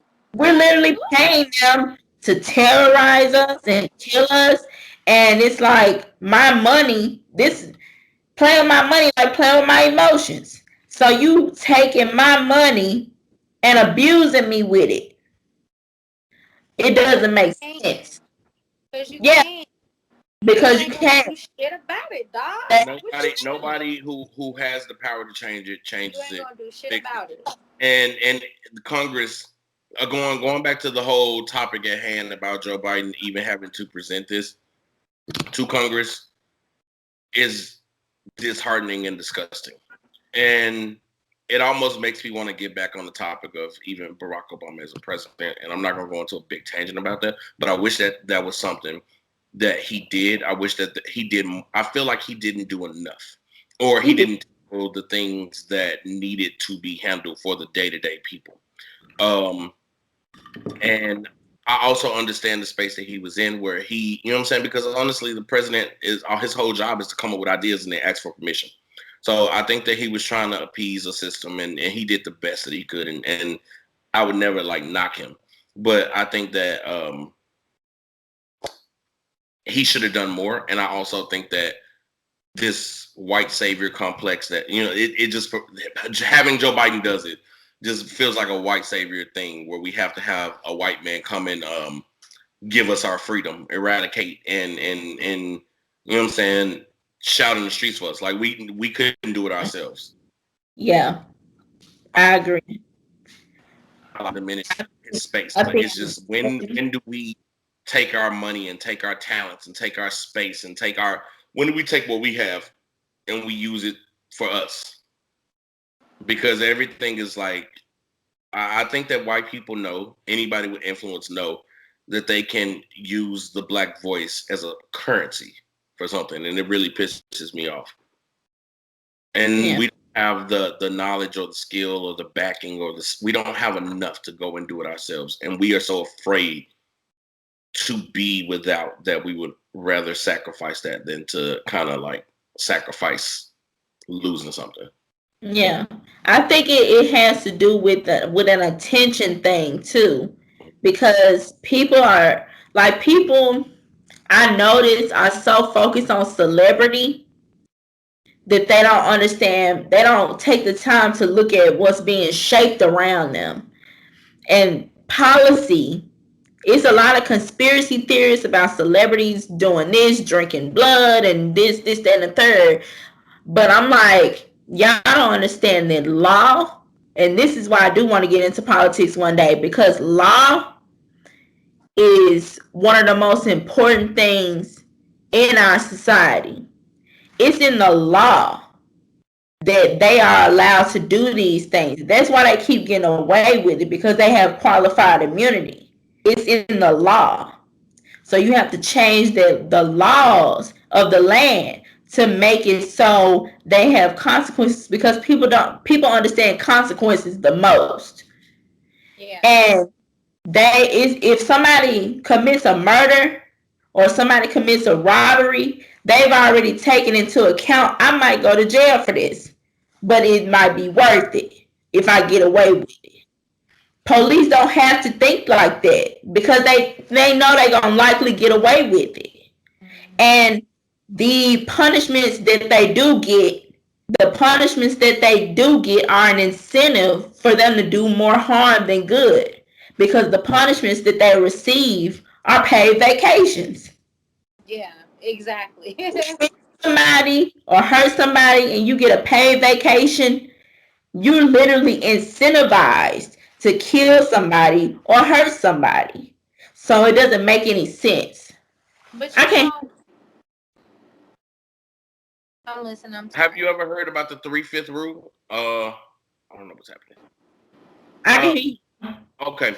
So, like, basically, we are still considered 3/5 of a person in the Constitution. Black people, we're still like, and the way, like, this is in the original Constitution, and granted, they've made laws and done things, but the way the Constitution is written and the way that people still have a regard for it, this is the standard that was set. So it's like no matter if that doesn't apply in today's society, this is what America was built on. I am still considered 3/5 of a person, and it shows because this is how where so society oppression still just plays a part, and police brutality still play. They still treat us like we're still 3/5 of a person, Yeah. and I think that the real only way, and this may be hella problematic to a lot of people, but honestly, America needs to fall in order to be rebuilt. I don't know if we can actually use that, but I will say that with anything, with anything that's problematic and really a deterrent of progress, you got to knock that shit down and build it the fuck back up. Every empire has fallen in It history. has to, Every single It's empire falling. has fallen. So and that would be it's scary necessary. to see America fall. It's falling. And the American empire is falling. And you know, people call us Babylon. People in other countries, they call us Babylon. Are you familiar with Dr. Umar? A little bit, yeah. You said, what did you say? I'm not necessarily a fan of him as a totality, but he mentioned something about Joe Biden saying that he something about stop Asian hate and something. It was a bill moving forward with that, and I think Dr. Umar said something along the lines of, "Where's our bill?" You know, you came out here talking to black people and saying that if you're not voting me, you voting wrong, or you're not voting black, or you know, something to that effect. Yeah, you ain't black. It's almost like, and not even in a hating way, because I think that all spaces matter, but it's always like we are still, no matter what's happening, as black people, we're still on the back burner. We come last. We come last, and we've already been in line, and you have everything else cutting in front of us. You have bills, you have the notoriety, you have the awareness, you have people really pushing for something, but yet we still come last. And the basic things that we do ask for aren't being met. And when we finally advocate for ourselves, i.e. the Black Panthers movement, i.e. Black Lives Matter movement, regardless, anytime that we finally stand up for ourselves, we're terrorists. But anytime we're waiting patiently for change, anything and everybody can just hop in front of us. Yeah. And that's a good point. But I've been wanting to say, because I completely agree with you, completely. But I will say that, and I know personally, I've worked 2 or 3 major campaigns from Obama, Hillary. Like I've worked campaigns, and I will say this: Black people have to start voting. Agreed. We got to cut out the conspiracies or my voice doesn't matter. They gonna choose the person they want to choose. All that type of shit.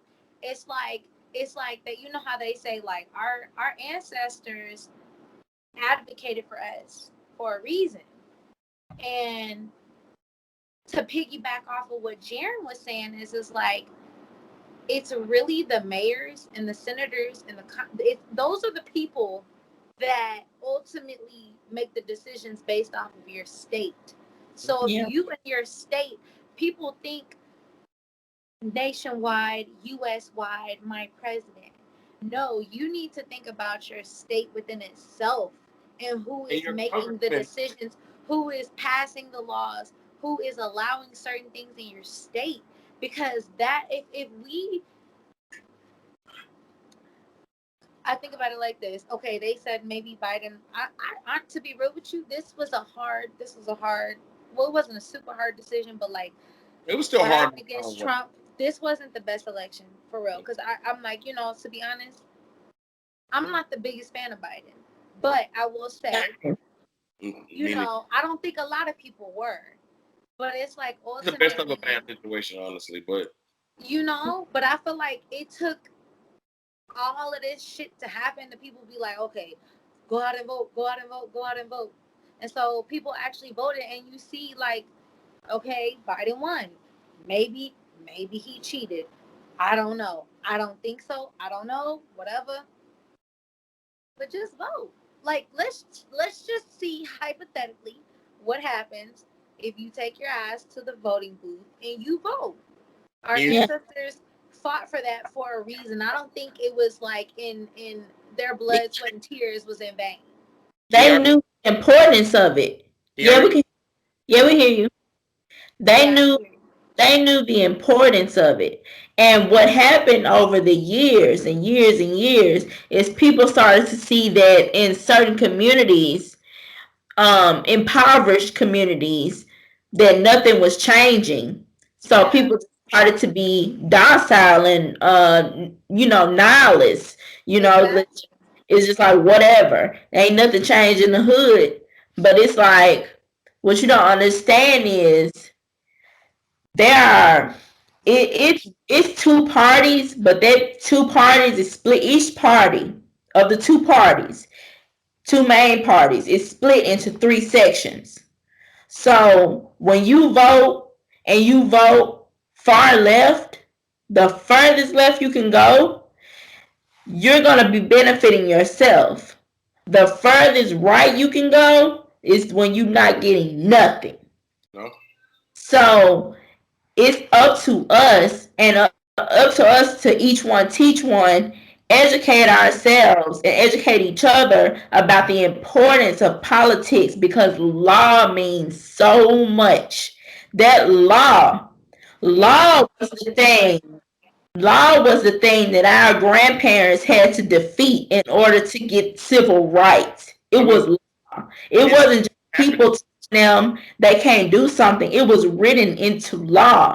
The pen is so much mightier than the sword. And when It's we like playing have, a game. You can't win. You cannot win as a like.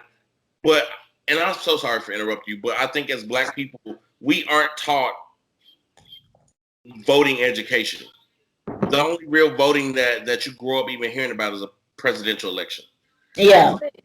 That's With it.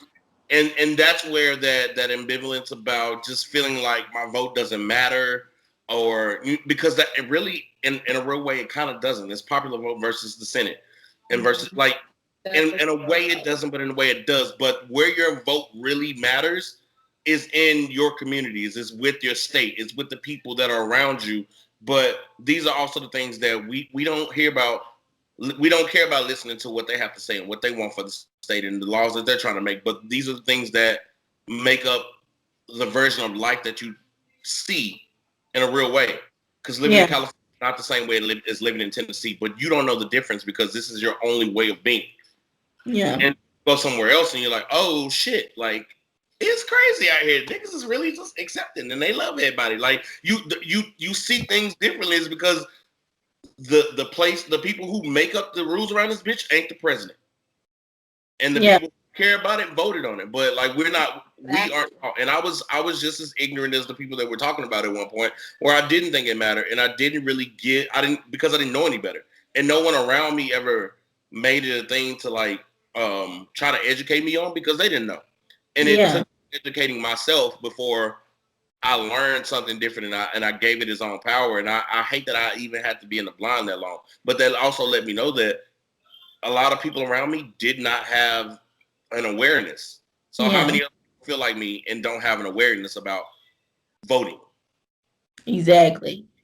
And it's so important that we do pay attention to these small state by state things because a lot of things are not federal, they're state by state. And if you don't know that, you will feel kind of hopeless. You know what I'm saying? You will feel like, well, it's just my vote against whoever, but it's not that. It's so much bigger than that. It's so important.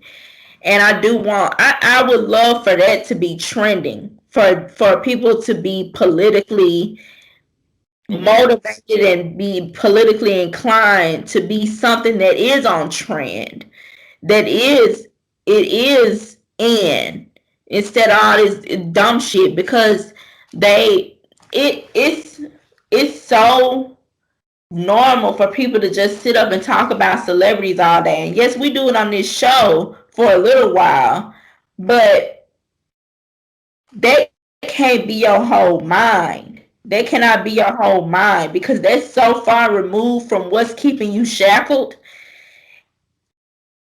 that it doesn't even make no sense. Personal accountability is important. Like, it's cool to be a part of Yeah. pop culture, but like, if you're not a part of the solution, you're part of. I mean, if you're not a part of the solution, you're part of the problem.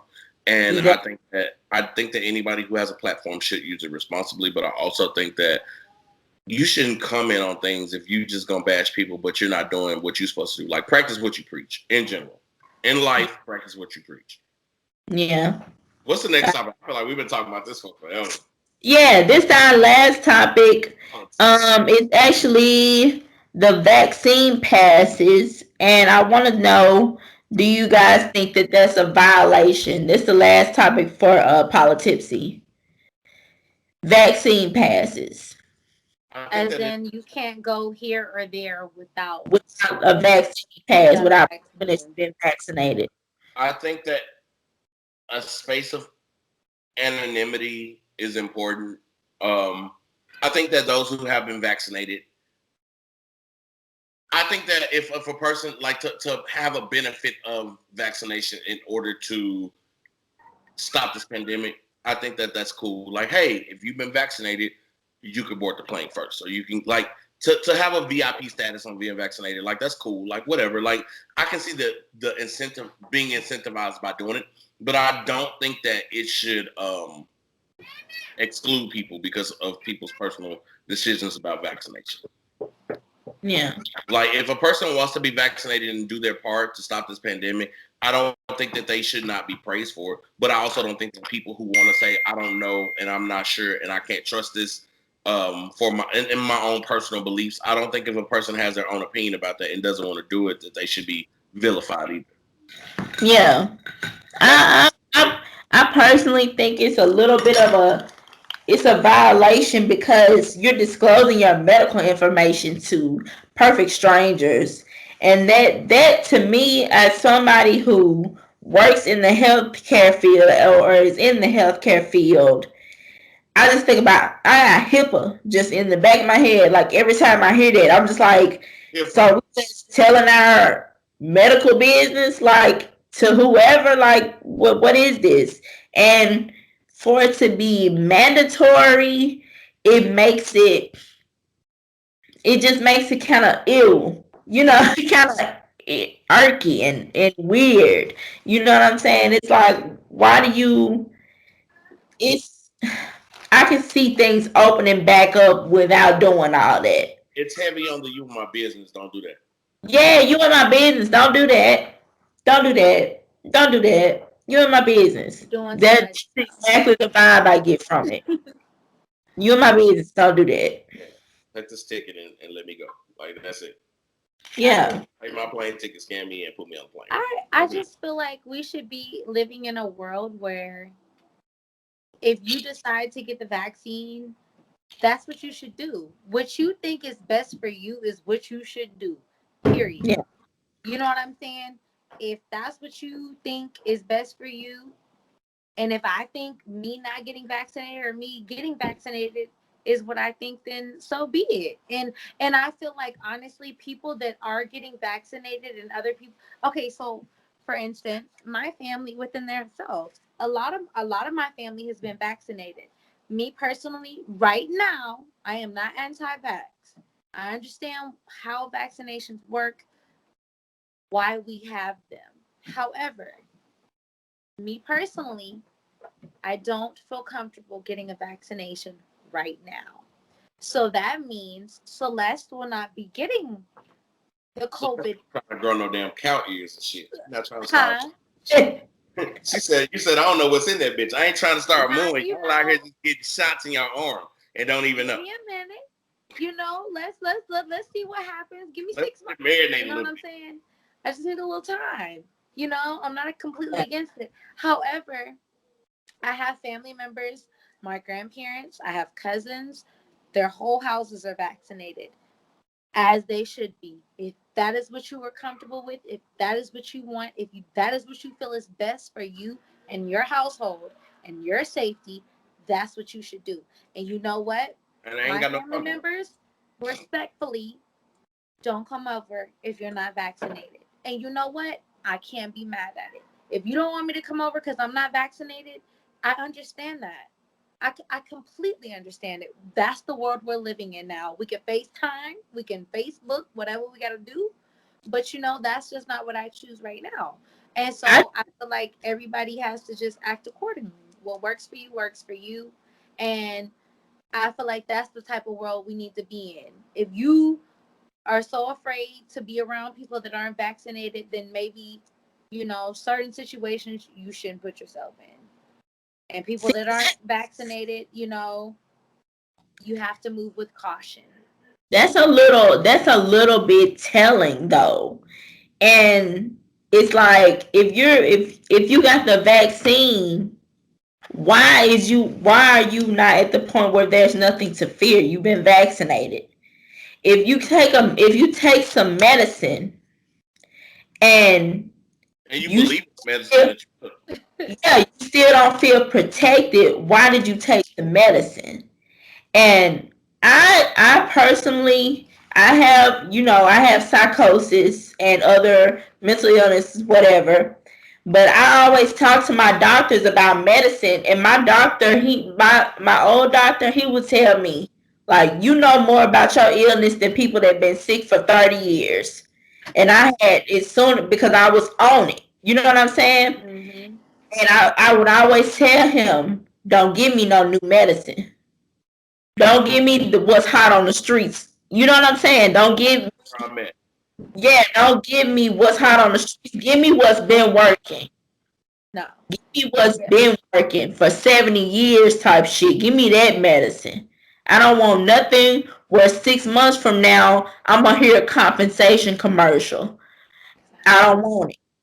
So when it comes to this vaccine, it's new and it's new medicine, and I don't necessarily trust new medicine. The Off the only question gotta I see have, trial tribulations of some shit before I go and put something in my body, and next thing you know, I got blood clots and I'm infertile and I'm screwed up because I want to take the new hot shit on the streets.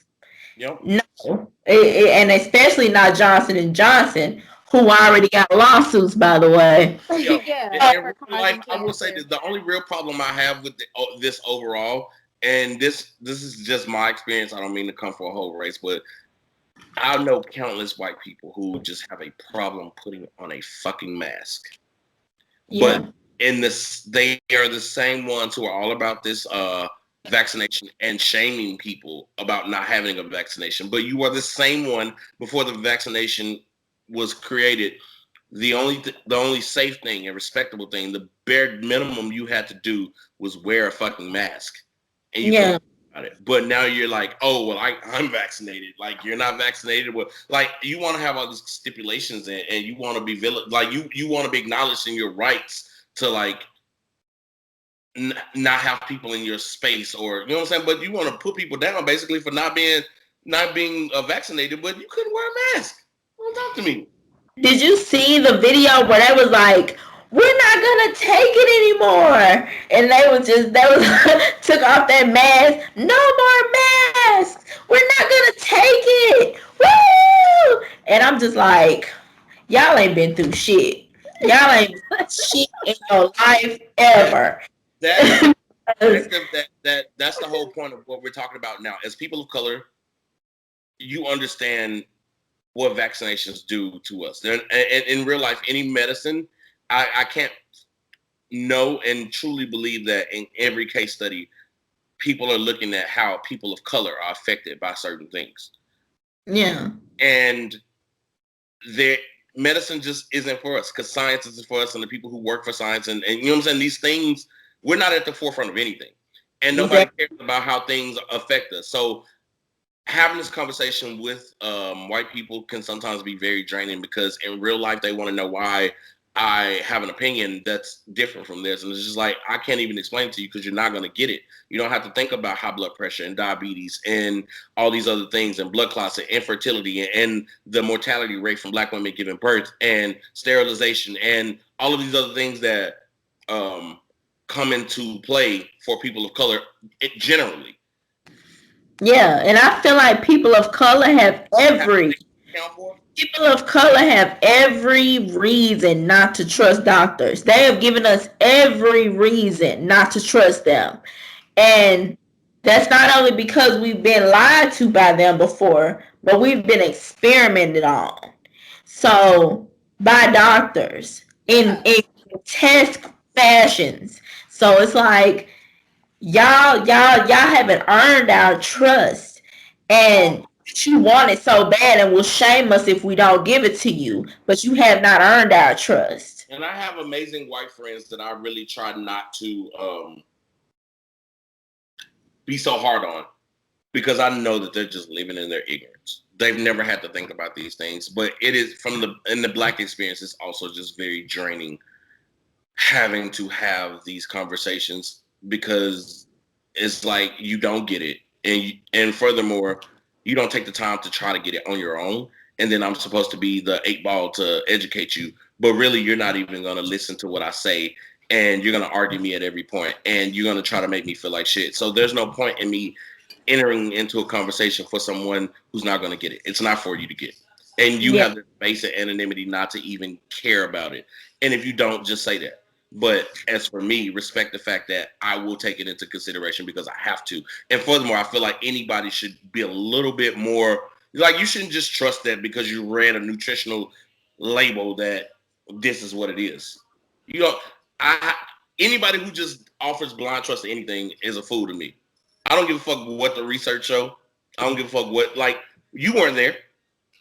What did they tell you? Who does it benefit?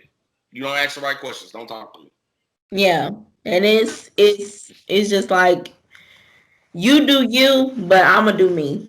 I'ma do me. I'ma do me, and period. So I don't know what to tell you.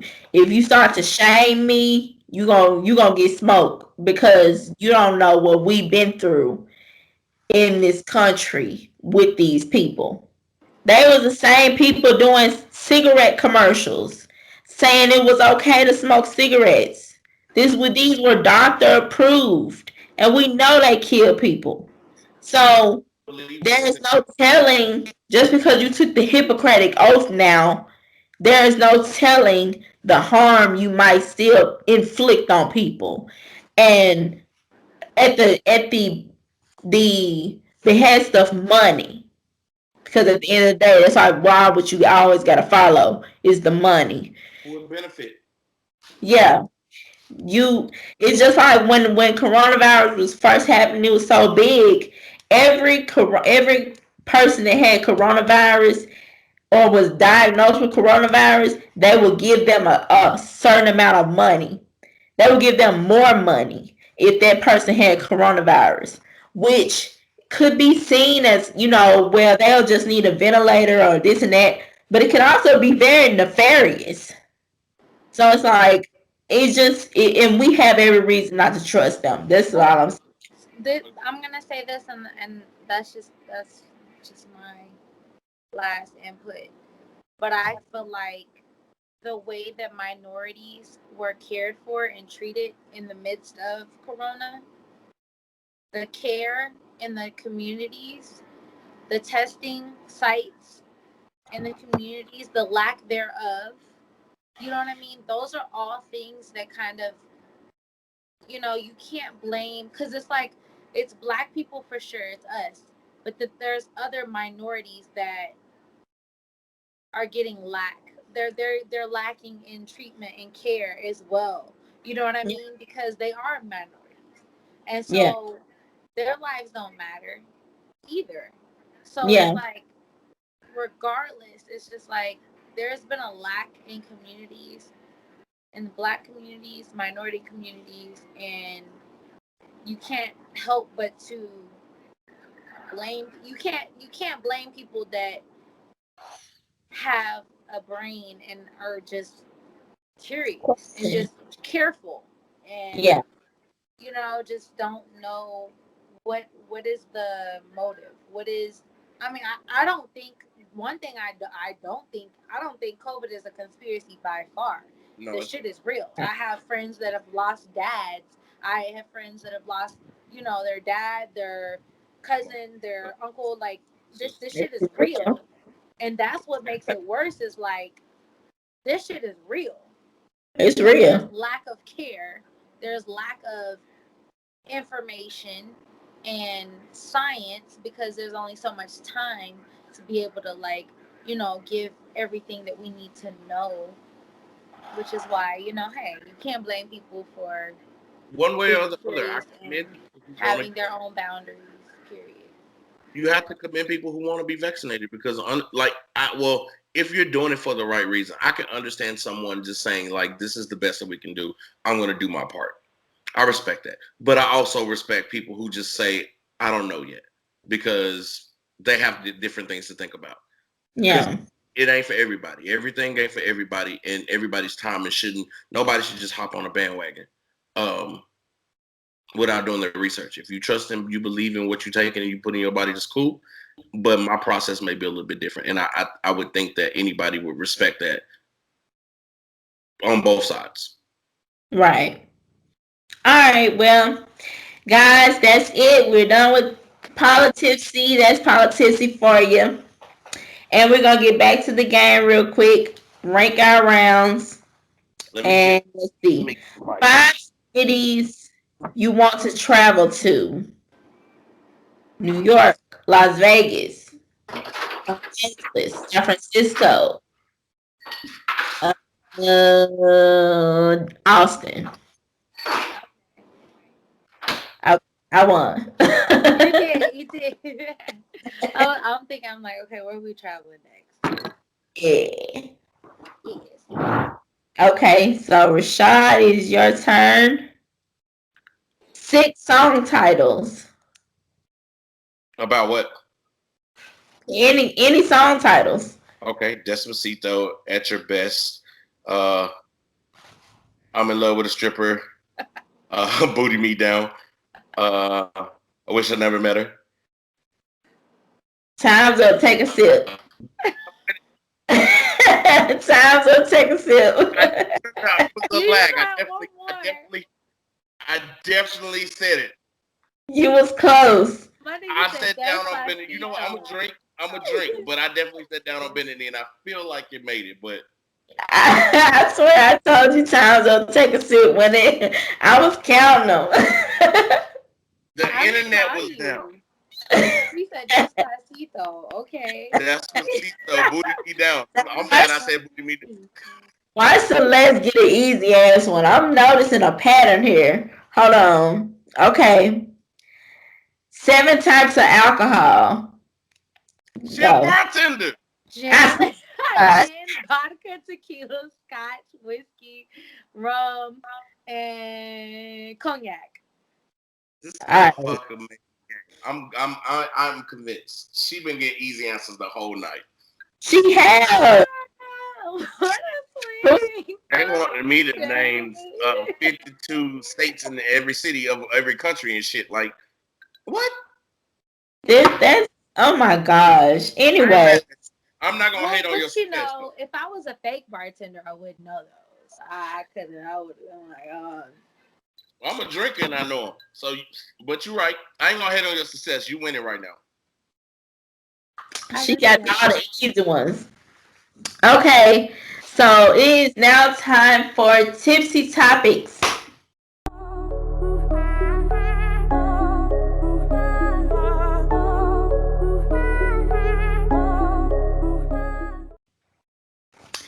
Okay, that's 3 topics for us and the audience. And topic number 1 is, who is your hero? I'm going to ask Celeste, who is your hero?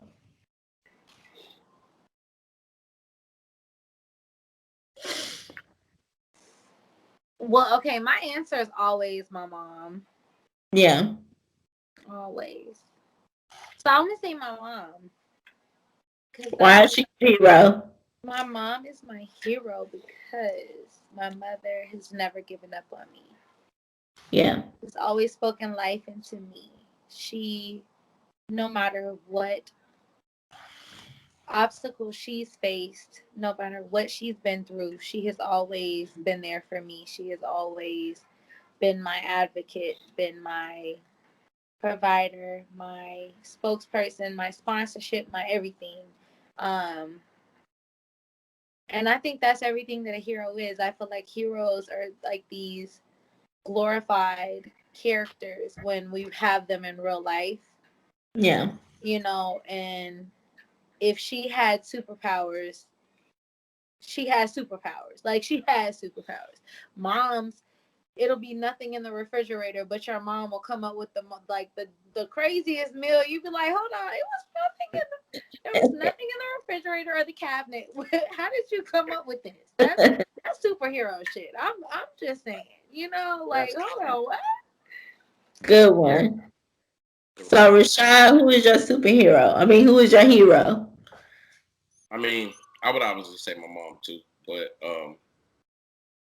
in a real answer, and this may be a little narcissistic, I'm gonna just say me. I'm my hero, and I think that more people should say that about themselves. I've gone through a very unique experience, as we all do, and I'm proud that I'm not a product of my environment, and the product of my environment that I am is not defining of me in a way that kind of shows, I'm not in the hood and I don't have to sell drugs or, what I'm saying, steal or kill, or I just don't have to live in an environment that I was accustomed to. And I'm better than who I should have been. And it took a lot of hard work, and it took failing and not knowing what I was doing and just trying shit. And I was my biggest advocate. I was the one that pushed for me, and I was the one that pushed people to push for me. I had to always advocate for myself and express my needs and what, I had to teach people how to treat me instead of people just being proud of me. But when people around you don't know any different, they can't know any better. And so I'm my hero, and not in a negative way, because I look up to a lot of people. Like, they're brilliant people that I find inspiration from. But in a real impactful way in my life, I've just had to be emotionally intelligent and introspective with myself, and be aware and active in my own day-to-day and cognitively aware of how I move. So I'm going to give credit to myself and pat myself on the back. Okay, that's good. I'm gonna say I do find myself to be my hero because I've been through some shit. Amen. But I'm gonna say my parents, because not only it was kind of weird, but one didn't give me, the other one did. You know what I'm saying? So if I didn't receive the affection from my mother, I received the affection from my father. If I didn't receive the financials from my father, I received the financials from my mother. And eventually it became a melting pot where I received both from both, everything from both. And my daddy, God rest his soul, was literally one of the best people you could ever meet in your life. And not just because he was nice, but because he cared. And a lot of people don't care about other people. And Even your my own parents sometimes. my daddy, he could have $20 to his name. And if somebody else need $20, that $20 going to them.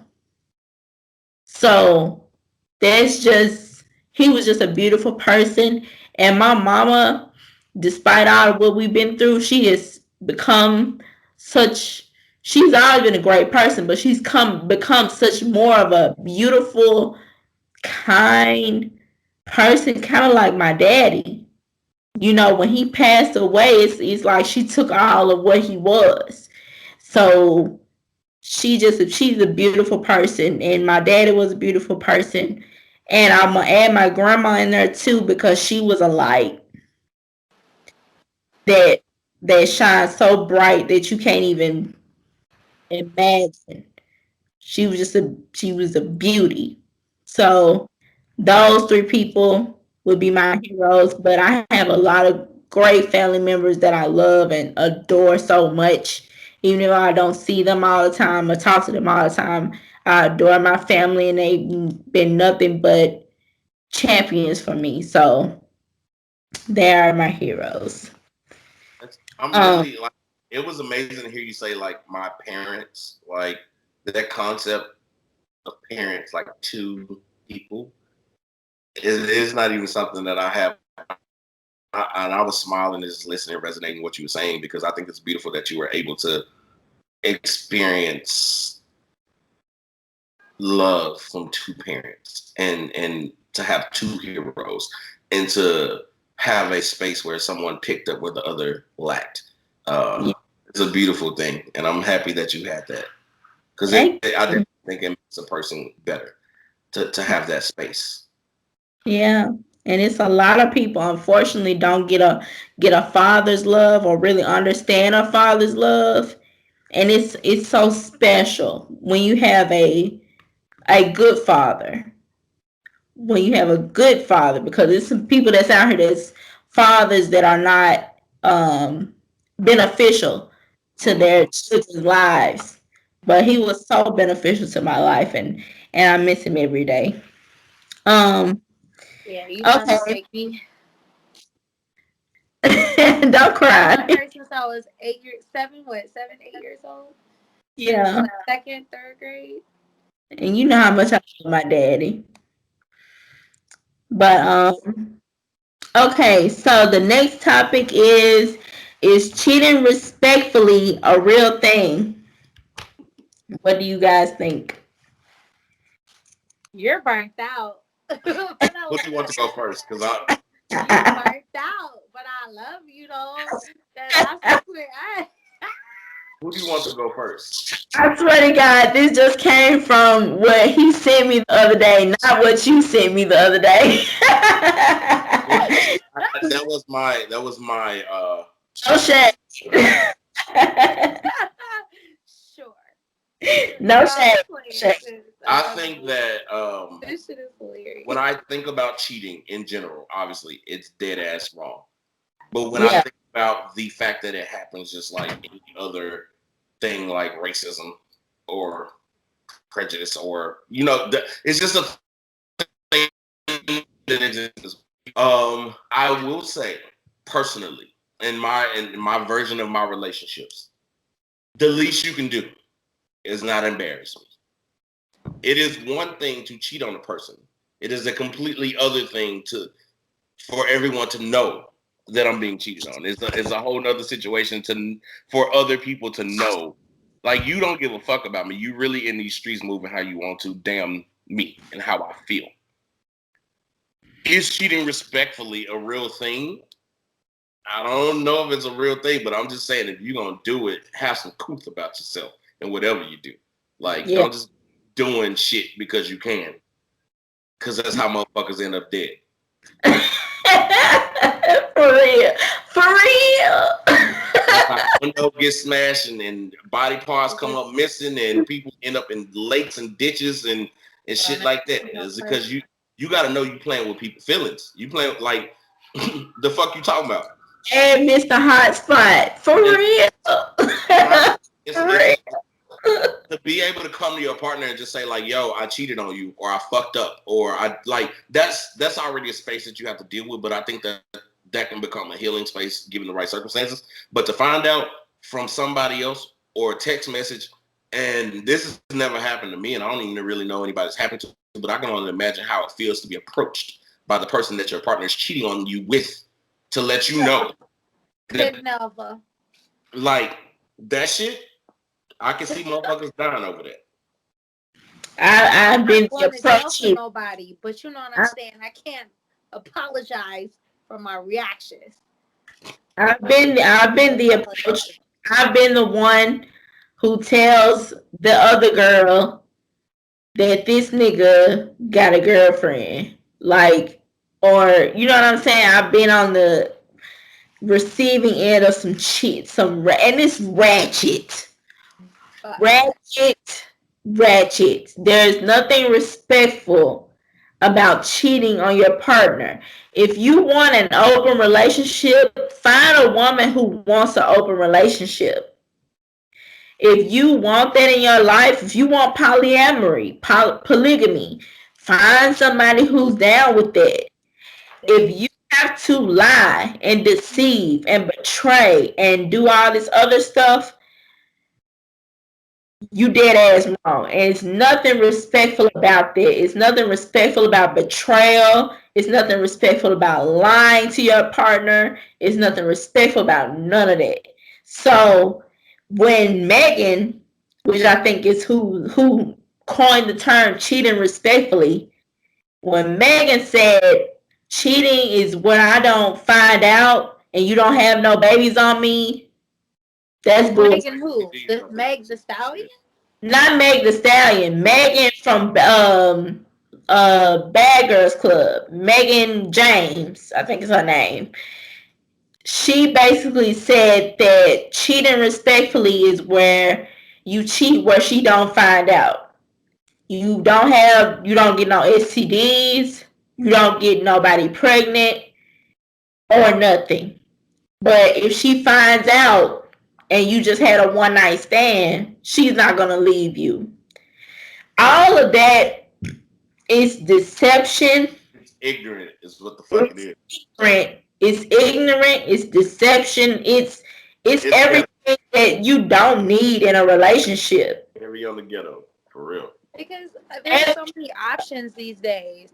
There's so you can literally have 3 bitches if you wanted to. 3 women. Saying, if you want 3 women, or you have 3 men. Whatever you want. You want 3 bitches, you can have 3. Pot. The Blueface definitely living the life I want to live. You can have people that want to have threesomes, that are into threesomes like you are. There's people that want just a monogamous relationship. There's people that are bisexual. They want a female. He want a dude. Whatever. You can mix and match all you want to. There's a space for the world is yours now. Right. Okay. I know this is Bill Gates. This is Bill Gates' nightmare that it's so many people on this planet, but we have so many people on this planet. You can find the one that can fit you. Did you say Bill Gates' nightmare? Yeah, it's Bill Gates' nightmare that we have so many people on this planet. But you gotta come back to that, but I'm gonna let you finish your point, but I want to know what the fuck that means. You can find the one for you who will do what you want to do and have the type of relationship that you want to do. I said it's Bill Gates' nightmare because Bill Gates wants to depopulate the world. He said that. He said 3 billion people need to die. That nigga crazy. All right, I'm picking up what you're putting down. Yeah. In a real way, cheating is obviously always unacceptable, but I think the responsible thing to do is if you're gonna cheat on me, break up with me. I've never cheated on a girl. It's really because my personality is really so bold. Like, I ain't got no problem speaking the truth and saying what the fuck I want to do. Because in real life, who gonna check me? And I think it's just do what you want to do.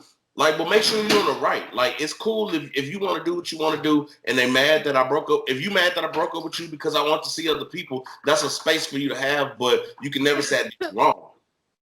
But yeah. I'm not gonna create a space for you to be a victim of me. You know what I'm saying? I won't be painted as a bad guy. So it's like it's easier for me to say like, yo, I'm not feeling this. I don't like this. I don't want to do this, and I'm gonna do something else. Or simply just say like, yo, can we get hall passes? Like, express your needs. If it's not working, it's not working. But I think that everybody, male or female, in any situation should have the choice of what they deal with. Like, nobody should just put something on you without asking permission to do so.